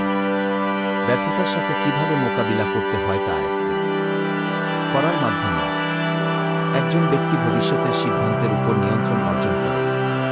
এই অংশের শেষে শ্রোতা বুঝতে পারে যে ব্যর্থতা শত্রু নয়, বরং একজন শিক্ষক।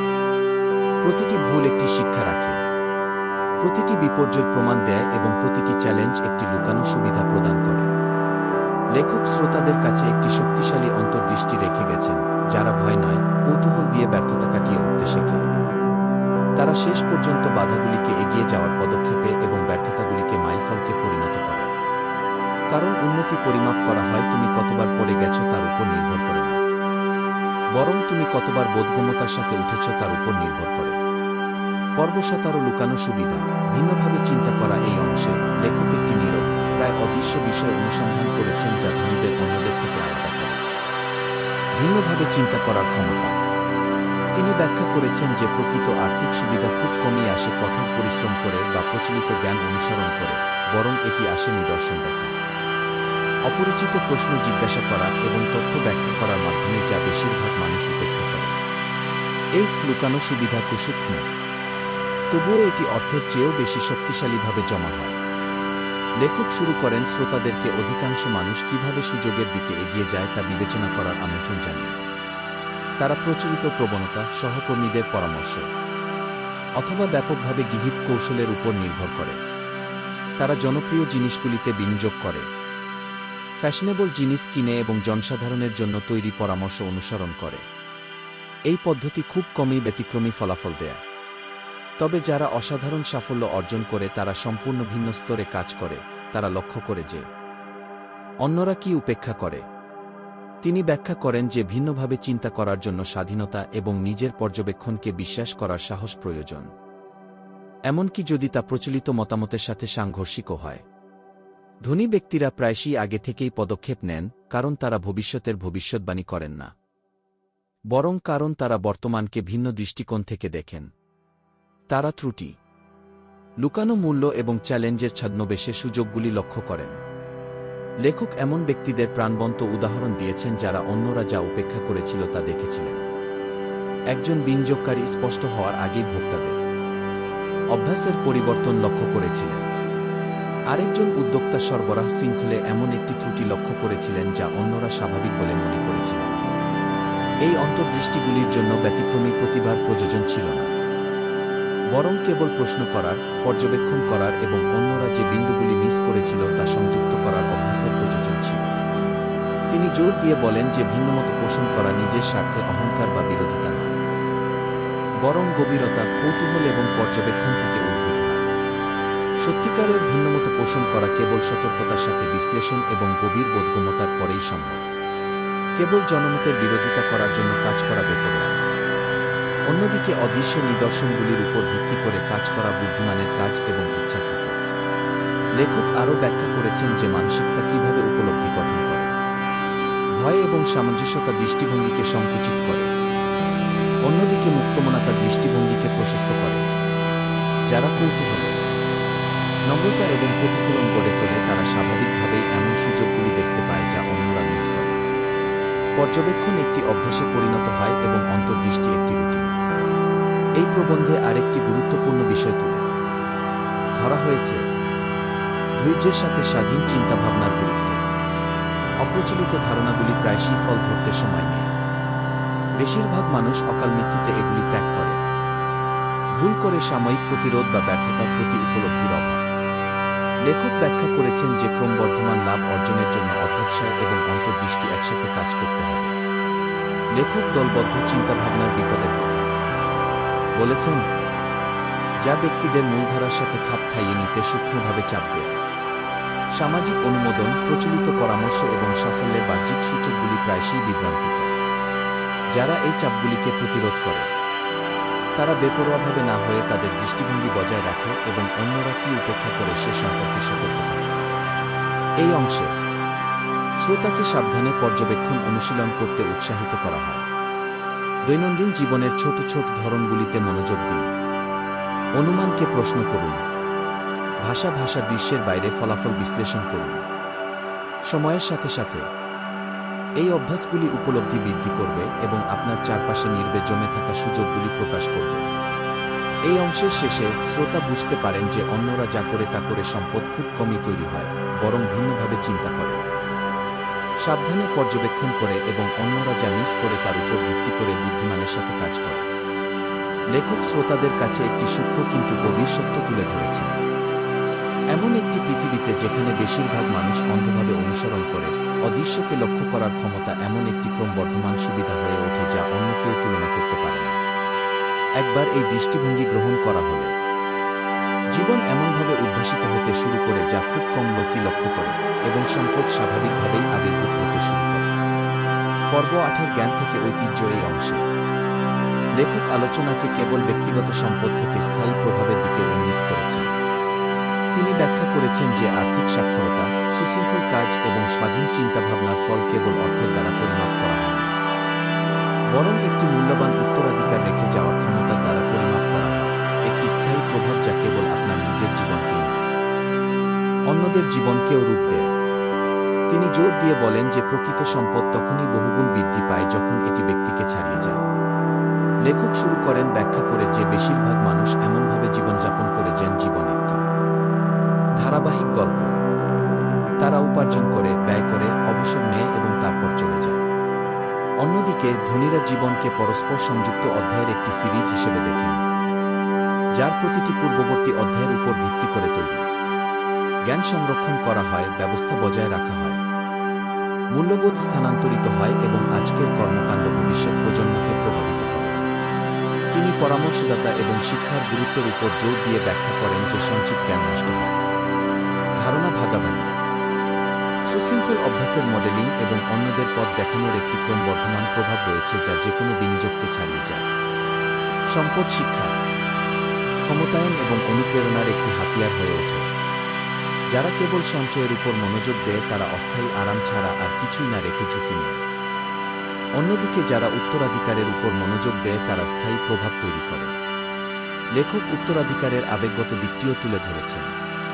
প্রকৃত প্রভাবের জন্য সত্যতা, ধারাবাহিকতা এবং মূল্যবোধের সাথে সামঞ্জস্য প্রয়োজন। অন্যদের প্রভাবিত করার বা নিয়ন্ত্রণ করার প্রচেষ্টা ক্ষণস্থায়ী হয়। অন্যদিকে সততা থেকে উদ্ভূত প্রভাব নির্বে কিন্তু শক্তিশালীভাবে বৃদ্ধি পায়। লেখক ব্যাখ্যা করেছেন যে শিশু, কর্মচারী এবং সম্প্রদায়গুলি কেবল পরামর্শ বা নির্দেশনার চেয়ে পর্যবেক্ষণকৃত আচরণ দ্বারা বেশি প্রভাবিত হয়। আরেকটি মূল ধারণা হল ব্যবস্থার ধারাবাহিকতা। ব্যবস্থা ছাড়া সম্পদ ক্ষণস্থায়ী এবং দিকনির্দেশনা ছাড়া ব্যবস্থা স্থবির হয়ে পড়ে। যখন সম্পদ, প্রক্রিয়া এবং নীতিগুলি টিকে থাকার জন্য ডিজাইন করা হয়, তখন তারা জ্ঞান এবং সম্পদগুলিকে তাদের স্রষ্টাদের চলে যাওয়ার পরেও অন্যদের উপকার করতে দেয়। এইভাবে স্বাধীনতা স্থায়ী হয়ে ওঠে, অস্থায়ী নয়। লেখক এমন ব্যক্তিদের গল্প বর্ণনা করেছেন যাদের সুশৃঙ্খল দৃষ্টিভঙ্গি এবং শিক্ষা গভীর প্রভাব ফেলেছে। ছোট ব্যবসাগুলি তাদের কর্মীদের আর্থিক সাক্ষরতার প্রশিক্ষণ দিয়েছে। বিনিয়োগ সম্প্রদায়ের বিকাশে অর্থায়ন করেছে। ব্যক্তিগত অভ্যাসগুলি ধৈর্য, কৌতূহল এবং সাহস জাগিয়ে তুলেছে। এই উদাহরণগুলি প্রমাণ করে যে আর্থিক শিক্ষার চূড়ান্ত পুরস্কার হল নির্ভীক এবং কার্যকরভাবে বিশ্বকে প্রভাবিত করার ক্ষমতা। লেখক সম্পদের আধ্যাত্মিক দিকটিও অন্বেষণ করেছেন। অর্থ, স্বাধীনতা এবং ক্ষমতার বাইরে সন্তুষ্টি এই জানার মধ্যে নিহিত যে একজন অন্যকে সফল ও সমৃদ্ধ করতে সক্ষম করেছে। তিনি ব্যাখ্যা করেন যে এই উপলব্ধি একজনের জীবনযাত্রাকে রূপান্তরিত করে, উদ্বেগ কমায় এবং গর্বকে সন্তুষ্টির প্রশান্ত অনুভূতি দিয়ে প্রতিস্থাপন করে, যেখানে উদ্দেশ্যই পথপ্রদর্শক নীতি হয়ে ওঠে। এই অংশে শ্রোতাদের আর্থিক দক্ষতাকে একটি সূচনা বিন্দু হিসেবে দেখার জন্য উৎসাহিত করা হয়েছে, শেষ লক্ষ্য হিসেবে নয়। অর্থ, সময় এবং জ্ঞান সবই হাতিয়ার, এবং এগুলি কিভাবে ব্যবহার করা হয় তা নির্ধারণ করে যে জীবন ক্ষণস্থায়ী নাকি স্থায়ী। লেখক ব্যাখ্যা করেছেন যে সবচেয়ে শক্তিশালী বিনিয়োগ হল সেগুলি যা অনেকের জীবনকে প্রভাবিত করে এবং তাদের মালিক চলে যাওয়ার অনেক পরেও মানুষকে প্রভাবিত করে। এই বিভাগের শেষে শ্রোতা বুঝতে পারবেন যে সম্পদ প্রকৃতপক্ষে একজনের মালিকানা দ্বারা পরিমাপ করা হয় না, বরং সে অন্যদের কি অর্জন করতে সক্ষম করে তার দ্বারা পরিমাপ করা হয়। জ্ঞান, কাজ এবং শৃঙ্খলা উত্তরাধিকারের মাধ্যমে বৃদ্ধি পায়। লেখক শ্রোতাদের কাছে একটি শান্ত, সিনেমাটিক উপলব্ধি রেখে যান। আজ আপনি যে জীবন গঠন করেন তা আগামীকাল অনুরণিত হয়। কেবল অর্থের দ্বারা অর্জন করা সম্ভব নয়। যখন এই সত্যটি গ্রহণ করা হয়, তখন সম্পদের সাধনা অর্থ, উদ্দেশ্য এবং স্থায়ী প্রভাবের সাধনা থেকে অবিচ্ছেদ্য হয়ে ওঠে। পর্ব 19 ধারাবাহিকতার নীরব শক্তি এই অংশে লেখক আর্থিক ও ব্যক্তিগত বিকাশের সবচেয়ে সহজ এবং গভীর সত্যগুলির মধ্যে একটিতে ফিরে এসেছেন। অধ্যবসায় ধীরে ধীরে ব্যতিক্রমী ফলাফল দেয়। তিনি ব্যাখ্যা করেন যে সাফল্য খুব কমই হঠাৎ প্রতিভা, ভাগ্য বা ভাগ্যবান সিদ্ধান্তের ফসল, বরং সময়ের সাথে সাথে পুনরাবৃত্তি করা ছোট, সুশৃঙ্খল কর্মের ক্রমবর্ধমান ফলাফল। লেখক শুরু করেছেন কিভাবে বেশিরভাগ মানুষ দৈনন্দিন অভ্যাসের শক্তিকে অবমূল্যায়ন করে তা তুলে ধরে। তারা দৃশ্যমান অর্জনের উপর মনোযোগ দেয়, যেমন আয় বৃদ্ধি, সম্পত্তি অর্জন অথবা বড় সুযোগ দখল, কিন্তু শেখার, বিনিয়োগ এবং পর্যবেক্ষণের ধারাবাহিক ছন্দকে উপেক্ষা করে। এই অবহেলা এই ভ্রান্ত ধারণা তৈরি করে যে সম্পদ একটি আকস্মিক ঘটনা। বাস্তবে এটি সূক্ষ্ম, ধারাবাহিক পদক্ষেপ যা নির্বে গতি তৈরি করে। তিনি জোর দিয়ে বলেন যে ধারাবাহিকতা মানে রুটিন নয়, বরং উদ্দেশ্যমূলক অধ্যবসায়। প্রতিটি কাজ দক্ষতা, বোধগম্যতা এবং নমনীয়তা বৃদ্ধি করে। নিয়মিত পড়া, ব্যাক ট্র্যাক করা, পদ্ধতিগত বিনিয়োগ, প্রশ্ন জিজ্ঞাসা করা এবং নিদর্শন পর্যবেক্ষণ করা, এই সমস্ত পুনরাবৃত্তিমূলক আচরণ উপলব্ধি গঠন করে এবং এমন পছন্দ তৈরি করে যা অন্যরা উপেক্ষা করে। লেখক ব্যাখ্যা করেন যে যদিও ব্যক্তিগত সিদ্ধান্ত ব্যর্থ হতে পারে, ধারাবাহিকভাবে সঠিক সিদ্ধান্ত সময়ের সাথে সাথে একটি সুবিধা তৈরি করে। লেখক এমন ব্যক্তিদের উদাহরণ দিয়েছেন যাদের নিরন্তর প্রচেষ্টা বহুগুণ ফলাফল এনেছে। একজন বিনিয়োগকারী, যিনি কয়েক দশক ধরে বিনিয়োগ এবং সুশৃঙ্খল বিনিয়োগ করেছিলেন, তিনি তাদের কল্পনার বাইরেও বৃদ্ধি প্রত্যক্ষ করেছিলেন। আরেকজন উদ্যোক্তা, যিনি প্রতিদিন তার প্রক্রিয়াগুলিকে উন্নত করেছিলেন। তিনি এমন দক্ষতা আবিষ্কার করেছিলেন যা নম্র সূচনাকে বাস্তব ফলাফলে রূপান্তরিত করেছিল। এই গল্পগুলি দেখায় যে অধ্যবসায় বুদ্ধিমত্তা, সাহস এবং সুযোগকে উৎসাহিত করে। এই বিভাগের আরেকটি মূল ধারণা হল মানসিক স্থিতিশীলতা। ধারাবাহিকতার জন্য মানসিক স্থিতিশীলতা প্রয়োজন। লেখক ব্যাখ্যা করেছেন যে যারা আবেগপ্রবণভাবে কাজ করে, যেমন যারা প্রবণতা অনুসরণ করে বা ভয় এবং উত্তেজনার প্রতি আবেগপ্রবণভাবে প্রতিক্রিয়া দেখায়, তারা খুব কমই স্থায়ী সাফল্য অর্জন করে। যারা শান্ত, ইচ্ছাকৃত এবং তাদের কাজে ধারাবাহিক থাকে, তারা ক্রমবর্ধমান লাভ অর্জন করে। আবেগ একটি নির্দেশিকা হয়ে ওঠে, নিয়ন্ত্রক নয়। লেখক গতির মনস্তাত্ত্বিক শক্তি নিয়েও আলোচনা করেছেন। প্রাথমিক প্রচেষ্টা ব্যর্থ বলে মনে হতে পারে এবং অগ্রগতি অদৃশ্য বলে মনে হতে পারে। বেশিরভাগ মানুষ এই পর্যায়ে হাল ছেড়ে দেয়, ধৈর্যকে জড়তা ভেবে ভুল করে। লেখক দাবি করেন যে অধ্যবসায় অদৃশ্য বলে মনে হয় এমন জিনিসকে অপ্রতিরোধ্য গতিতে রূপান্তরিত করে। একবার গতি তৈরি হয়ে গেলে ছোট ছোট কাজগুলি বিশাল ফলাফল আনতে পারে। লেখক ধারাবাহিকতা এবং নমনীয়তার মধ্যে সম্পর্ক অন্বেষণ করেছেন। একই কাজ অন্ধভাবে পুনরাবৃত্তি করা যথেষ্ট নয়, প্রতিটি পদক্ষেপ পর্যবেক্ষণ, পরিমার্জন এবং উন্নত করা আবশ্যক। পরিশ্রমী কাজের সাথে চিন্তাশীল সমন্বয়ের সমন্বয় করলে ফলাফল অনেক বেশি পাওয়া যায়। প্রতিফলন ছাড়া শৃঙ্খলা অনমনীয় হয়ে ওঠে এবং প্রযোগ ছাড়া প্রতিফলন কেবল তত্ত্বে পরিণত হয়। একসাথে তারা ত্বরান্বিত বৃদ্ধি অর্জন করে। এই অংশে শ্রোতাদের তাদের দৈনন্দিন জীবনে নিয়মিততাকে একীভূত করতে উৎসাহিত করা হয়েছে, একটি ভারী বাধ্যবাধকতা হিসেবে নয়, বরং উদ্দেশ্যের একটি নীরব ঘোষণা হিসেবে। আর্থিক সাক্ষরতা, সম্পদ নির্মাণ এবং দক্ষতা উন্নয়নের দিকে প্রতিটি ছোট পদক্ষেপ দীর্ঘমেয়াদী স্বাধীনতার সাথে সামঞ্জস্যের ইঙ্গিত দেয়া। লেখক ব্যাখ্যা করেছেন যে এই সমন্বয় অভ্যাসগত, স্বজ্ঞাত এবং আত্মশক্তিশালী হয়ে ওঠে। এই অংশের শেষে শ্রোতা বুঝতে পারবেন যে ব্যতিক্রমী অর্জনগুলি খুব কমই দর্শনীয়। তারা প্রায়শই শান্ত, অবিচল এবং পদ্ধতিগত হয়। যারা অবিচল থাকে যখন অন্যরা সময়ের সাথে সাথে নির্বে তাদের ছাড়িয়ে যায়। লেখক শ্রোতাদের কাছে গভীর অন্তর্দৃষ্টি পৌঁছে দেন। সময় অভ্যাস, পছন্দ এবং প্রচেষ্টাকে বাড়িয়ে তোলে এবং যখন ধারাবাহিকতা গ্রহণ করা হয় তখন এটি একটি লুকানো চালিকা শক্তিতে পরিণত হয়। এই ক্ষমতার মাধ্যমে স্বাধীনতা, সম্পদ এবং প্রভাব আর অপ্রাপ্ত ছিল না, বরং অনিবার্য হয়ে উঠেছিল। পর্ব 20 জ্ঞান ও প্রজ্ঞার মধ্যে সেতুবন্ধন। এই অংশে লেখক শ্রোতাদের বোঝার চূড়ান্ত পর্যায়ে নিয়ে যান, জ্ঞানকে প্রকৃত জ্ঞানে রূপান্তরিত করা। তিনি ব্যাখ্যা করেন যে নীতি, কৌশল এবং কৌশল জানা কেবল প্রথম ধাপ।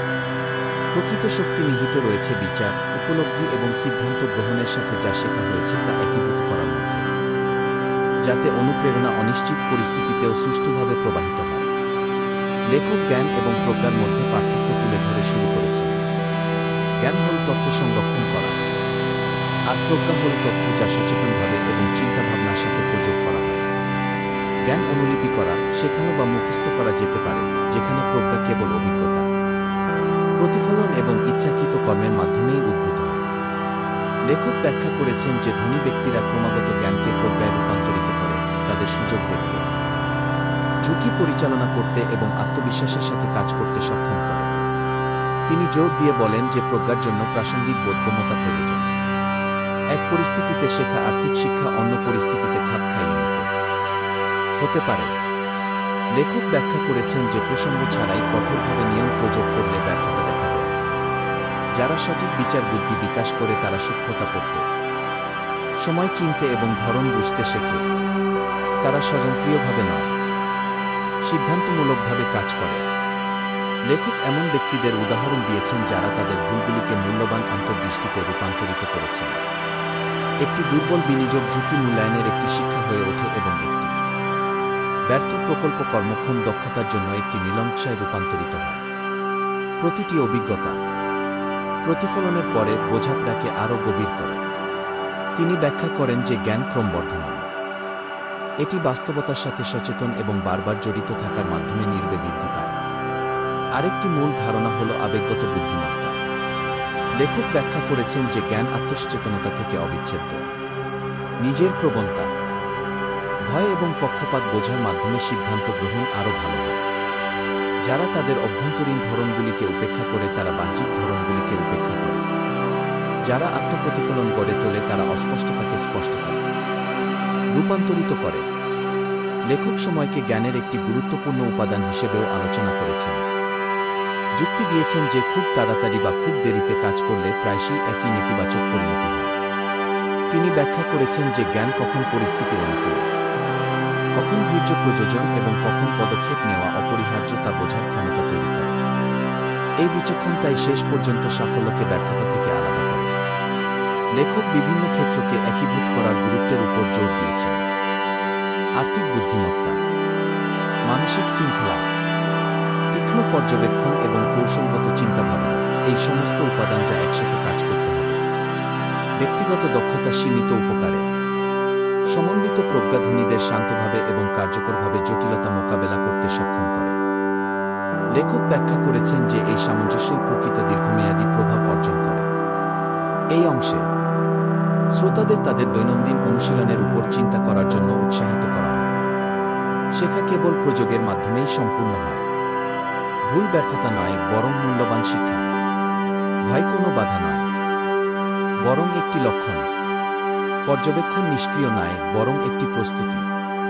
এই উপাদানগুলিকে ধারাবাহিকভাবে একত্রিত করলে জ্ঞান প্রকাশিত হয়। এই অংশের শেষে শ্রোতা বুঝতে পারবেন যে সম্পদ কেবল একটি অর্জন নয়, বরং সুবিবেচনার ভিত্তিতে বারবার এবং ইচ্ছাকৃতভাবে করা সিদ্ধান্তের ফসল। জ্ঞানই একমাত্র দরজা খুলে দেয়, কিন্তু প্রজ্ঞাই সেই দরজা খুলে দেয়। লেখক শ্রোতাদের কাছে একটি চূড়ান্ত, প্রায় সিনেমাটিক উপলব্ধি রেখে যান। জ্ঞান এবং সমৃদ্ধির মধ্যে সেতুবন্ধন তৈরি হয় প্রতিবার একটি সুচিন্তিত এবং সাহসী সিদ্ধান্তের মাধ্যমে। একবার সেই সেতুটি অতিক্রম করা হয়ে গেলে জীবন, সম্পদ এবং স্বাধীনতা আর আলাদা থাকে না, তারা নির্বে, অনিবার্যভাবে এবং স্থায়ীভাবে একসাথে প্রবাহিত হয়। পর্ব 21 বোঝাপড়া এবং কর্মের উত্তরাধিকার। এই অংশে লেখক শ্রোতাদের যাত্রার চূড়ান্ত পর্যায়ে নিয়ে যান, যেখানে জ্ঞান, শৃঙ্খলা, বিচক্ষণতা এবং প্রজ্ঞা একত্রিত হয়ে স্থায়ী প্রভাব তৈরি করে। তিনি ব্যাখ্যা করেন যে আর্থিক সাক্ষরতার প্রকৃত পরিমাপ কেবল সঞ্চয়ের মধ্যে নয়, বরং প্রভাবিত করার এবং ক্ষমতায়নের ক্ষমতা এবং ব্যক্তিকে ছাড়িয়ে যাওয়ার ব্যবস্থা গড়ে তোলার মধ্যে নিহিত। অর্থের প্রকৃত আয়ত্ত জীবনের আয়ত্ত থেকে অবিচ্ছেদ্য। লেখক কর্মের লুকানো শক্তি তুলে ধরে শুরু করেছেন, প্রযোগ ছাড়া জ্ঞান মূল্যহীন। অনেকেই সম্পদের নীতি শেখে কিন্তু ধারাবাহিকভাবে প্রযোগ করতে ব্যর্থ হয়। তিনি ব্যাখ্যা করেন যে ধনী ব্যক্তিরা সচেতনভাবে এবং স্থিরভাবে কাজ করে। তারা পর্যবেক্ষণ করে, শেখে, সমন্বয় করে এবং কাজ করে, বিক্ষিপ্তভাবে নয়, বরং একটি ধারাবাহিক গতিতে যা সময়ের সাথে সাথে ফলাফল সংগ্রহ করে, কর্মসম্ভাবনাকে বাস্তবে রূপান্তরিত করে। এটি পরামর্শদাতা এবং শিক্ষার ভূমিকার উপর জোর দেয়। জ্ঞানের স্থানান্তর, ধারণা ভাগাভাগি এবং সুশৃঙ্খল অভ্যাসের মডেলের ব্যবস্থা, এই সব কিছুই ব্যক্তিগত লাভের চেয়েও বেশি প্রভাবকে উল্লেখযোগ্যভাবে বৃদ্ধি করে। লেখক ব্যাখ্যা করেছেন যে যারা অন্যদের পর্যবেক্ষণ, প্রশ্ন এবং কাজ করতে শেখায় তারা একটি বহুমুখী প্রভাব তৈরি করে। তাদের প্রভাব পরিবার, সম্প্রদায় এবং ক্ষেত্রগুলিতে বিস্তৃত হয়, একটি অমোচনীয় উত্তরাধিকার রেখে যায়। এই বইটিতে অন্বেষণ করা আরেকটি মূল ধারণা হল সুশাসন। লেখক ব্যাখ্যা করেছেন যে সম্পদ কেবল ভোগবিলাসের মাধ্যম নয়, বরং ফলাফল গঠন, সুযোগ তৈরি এবং সমস্যা সমাধানের একটি হাতিয়ার। সুশাসনের জন্য মূল্যবোধ, ধৈর্য এবং দূরদর্শিতা প্রয়োজন। যারা সম্পদকে পুরস্কার হিসেবে নয়, বরং সম্পদ হিসেবে বিবেচনা করে, তারা এর পূর্ণ সম্ভাবনা উন্মোচন করে। তিনি এমন ব্যক্তিদের উদাহরণ দিয়েছেন যারা ট্যাক্সি ব্যবস্থা গড়ে তুলেছেন, এমন কোম্পানি যা প্রজন্মের পর প্রজন্ম ধরে মূল্য তৈরি করেছে, এমন বিনিয়োগ যা সম্প্রদায়কে অর্থায়ন করেছে এবং ব্যক্তিগত অভ্যাস যা ট্যাক্সি প্রবৃত্তিকে অনুপ্রাণিত করেছে। প্রতিটি ক্ষেত্রেই রহস্য ছিল ভাগ্য, কেবল বুদ্ধিমত্তা বা নিছক প্রচেষ্টা নয়, বরং দৃষ্টিভঙ্গি, শৃঙ্খলা এবং ক্রমাগত উন্নয়নের সংমিশ্রণ। লেখক যুক্তি দেন যে সম্পদ সংগ্রহ তখনই অর্থবহ হয়ে ওঠে যখন এটি স্বার্থের বাইরে গিয়ে এমন একটি উদ্দেশ্য পূরণ করে। লেখক মানবিক দিকটিও তুলে ধরেছেন। সম্পর্ক, সততা এবং উদারতা এমন এক সমৃদ্ধি নিয়ে আসে যা অর্থ দিয়ে কেনা যায় না। তিনি পাঠককে মনে করিয়ে দেন যে আর্থিক স্বাধীনতা একটি সূচনা বিন্দু, নিজেই কোনো শেষ নয়। প্রকৃত তৃপ্তি শিক্ষা, অন্বেষণ এবং সক্রিয় অংশগ্রহণকে সমর্থন করার জন্য সম্পদ ব্যবহার করার মাধ্যমে উদ্ভূত হয়। যারা এই দিকটিকে উপেক্ষা করে তারা প্রায়শই নিজেদের ধনী বলে মনে করে কিন্তু অস্থির বোধ করে। তিনি জোর দিয়ে বলেন যে দক্ষতা অর্জনের এই পর্যায়ে নম্রতা প্রয়োজন। কেউ একা স্থায়ী প্রভাব অর্জন করতে পারে না। নিদর্শন পর্যবেক্ষণ করা, পরামর্শ নেওয়া এবং অন্যদের কাছ থেকে শেখা অপরিহার্য। ধনী ব্যক্তিরা বোঝেন যে অহংকার জ্ঞান এবং শৃঙ্খলা উভয়কেই দুর্বল করে দিতে পারে। জ্ঞানের মধ্যে রয়েছে কখন কাজ করতে হবে এবং কখন শুনতে হবে তা জানা। এই অংশে শ্রোতাদের জীবনকে আন্তঃসংযুক্ত পছন্দের একটি সিরিজ হিসেবে দেখার জন্য উৎসাহিত করা হয়েছে। অর্থ, সময়, শিক্ষা এবং মূল্যবোধ সম্পর্কিত প্রতিটি সিদ্ধান্ত একটি বৃহত্তর আখ্যানে অবদান রাখে।